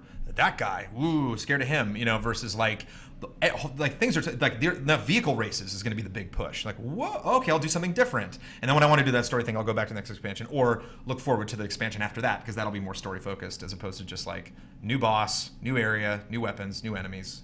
Rinse, repeat. I'm cool with racing. That's a great suggestion. Give us a or racetrack. space battles, Space or combat. Yeah. We all have or, ships. or a bigger hub area, and like maybe like side missions that take place there, or like Gambling. You know, like at different times of day, the hub area becomes a battle zone, and bad Yeah. guys come in, and you have to fight them or something. I don't know. Yeah. All free ideas, bunch. Take them Free all. ideas. So yeah, so that's 2 hours and 20 minutes on the. It is day 2 of our Gamescom coverage, but it is only technically day 1 of actual Gamescom. Doors are closed. Everyone is going out and getting drinks. We are just starting the day here at GT. We're going to be back at 6 p.m. tonight for a GT Live, which may go a little further past 7, 10-ish when we normally end the show, depending on how much stuff we still have left to talk about. Don't know if Huber's going to be there. Huber's not feeling good. Yeah. I don't like your color right now, Huber. Yeah. It's not good. I know. You gotta get up to speed for tomorrow for a while. Yeah. For a while. Wow. I'm ready. Wow. I mean, wow. And Overwatch. For Apparently- WoW? Ready. apparently WoW and Overwatch Overwatch. tomorrow too. Brett Ellis. So got Overwatch is Overwatch today, Overwatch. Brad Ellis is pumped, man. Yeah. So Overwatch is going to be, that's their drive. That's either the beginning of the press conference or the end of the press conference, right? No, so I'm very Overwatch. Overwatch trailers hit this morning. We got an Overwatch. Well, we got a new Yeah. character trailer, and then another trailer. I'm not able. What's the other one? I think they're both on the character. But I'm it's like how saying they did the ones before. Be prepared for it 3 to then. be just WoW. Be prepared for tomorrow's 9 a.m. stream. no of StarCraft? Overwatch. Yeah. Oh, I And think we're gonna go- we StarCraft, gotta go man. with Legacy of the StarCraft something. Void. It comes out this year. I know. I think it might be just WoW. Is what I'm saying. No. Be prepared for. Don't be disappointed if that's it. Legacy of the Void, Yeah. cinematic trailer, Trifecta. intro. StarCraft, Warcraft, Overwatch. So more to come, and of course, a lot of the stuff that we're talking about are these big events, these big press conferences, these big, like Call of Duty's like, watch us for this hour. Square Enix is like, we're gonna come out and show you new gameplay and sit and talk about all this stuff. So easy that we could miss tons of stuff. Yes. So we're going to be putting our post show up on YouTube. Watch that, leave comments, reach out to all of us on social media, let us know stuff that we're not talking about, stuff you disagree with, and then either a GT Live tonight or for our early morning coverage tomorrow morning, we will keep this conversation going and talking about all the cool stuff that's happening at Gamescom, because we're not there, in case you haven't noticed. So you can be our roving reporters and let us know all of the stuff that is happening, the tactile stuff, not just the videos, but what are we getting our hands on actually at the show and checking out, that we can all be jealous of, because we're stuck here in California. Thank you, Mr. Huber. I apologize you're not in top peak health. Thank you, Mr. Bosman. A little more casual today. You had the suit and the tie and everything yesterday. 100 more times. And then take a nap. Thank you, Mr. Blair, for operating our B-roll, and Mr. Bloodworth. How you doing, Blood? Anything else you want to miss? Any other comments or games people are talking about? Just some announcements that popped up. I can share real quick. The Bloodworth report. Okay, Bloodworth report. So Omega Force, the Dynasty Warrior guys, they're doing an Attack on Titan game. Yep. Awesome. Zelda Triforce Heroes is officially One word stated review from October Brad Ellis. 23rd. Yo. The Pillars of Eternity expansions August 25th, as is Mega Man Legacy Collection coming out August 25th? Yeah. End of August should be pretty good. But no Mega Man Legends in there? No. Yeah. Mighty Number 9 delayed. That also happened. We'll cover that on GT time. I'm pretty there we go. grumpy about it. And Very there will be grumpy. GT time tomorrow as well. So there's still lots more yapping to do about On Gamescom this, stuff. I do want to say one thing. We can't show it, but the gameplay demo for Crackdown 3 is definitely worth watching. Oh, okay. They show what the cloud can do, basically. Oh, cool. And it's like, here's proof of what the cloud can do in action. It's definitely worth watching. Very, very cool. I just, for some reason, got him the visual of like Lakitu from isn't that the Cloud guy from Super Mario Bros? Like he's actually You do in the Lakitu. cloud. It's Lakitu. Lakitu, sorry. Yes. But well, dude, I got the spelling right, Yeah, that's true. right? No. It's just it's a thing with me and Blood. We fight about it all the time. Okay. It's very contentious about how to pronounce that. I mean, that's a somewhat obscure Super Mario Brothers character. But Yes, anyway, I digress. absolutely. Okay. I imagine him like in a cloud with the fishing rod, just like I have going seen around that. going around Game City. In the cloud, like they show you what the cloud can do. He's got like twin Oh, I get what you're saying. machine Finally. guns. Yeah. You get the No. joke, Kyle? You No. caught up? Oh my You with God. me? Is that a sign that we need to sign off? No, That we're because like here's a what little you bit can tired. do. You can do the things I beg to do in every single game. Is like here's a wall, and then he just like shoots the wall, and like it crumbles out. Like that wall exists, and then he can actually like create a hole in the wall, and it like falls out. Kyle, do you like Red Faction 1? Yes, I you- love Red Faction. Oh, you 1. like Rainbow Six It's one of my Siege? first Final Bosman episodes. Actually, he's talking Really? about the tunnels you can make in that game. Yeah, Awesome. yeah.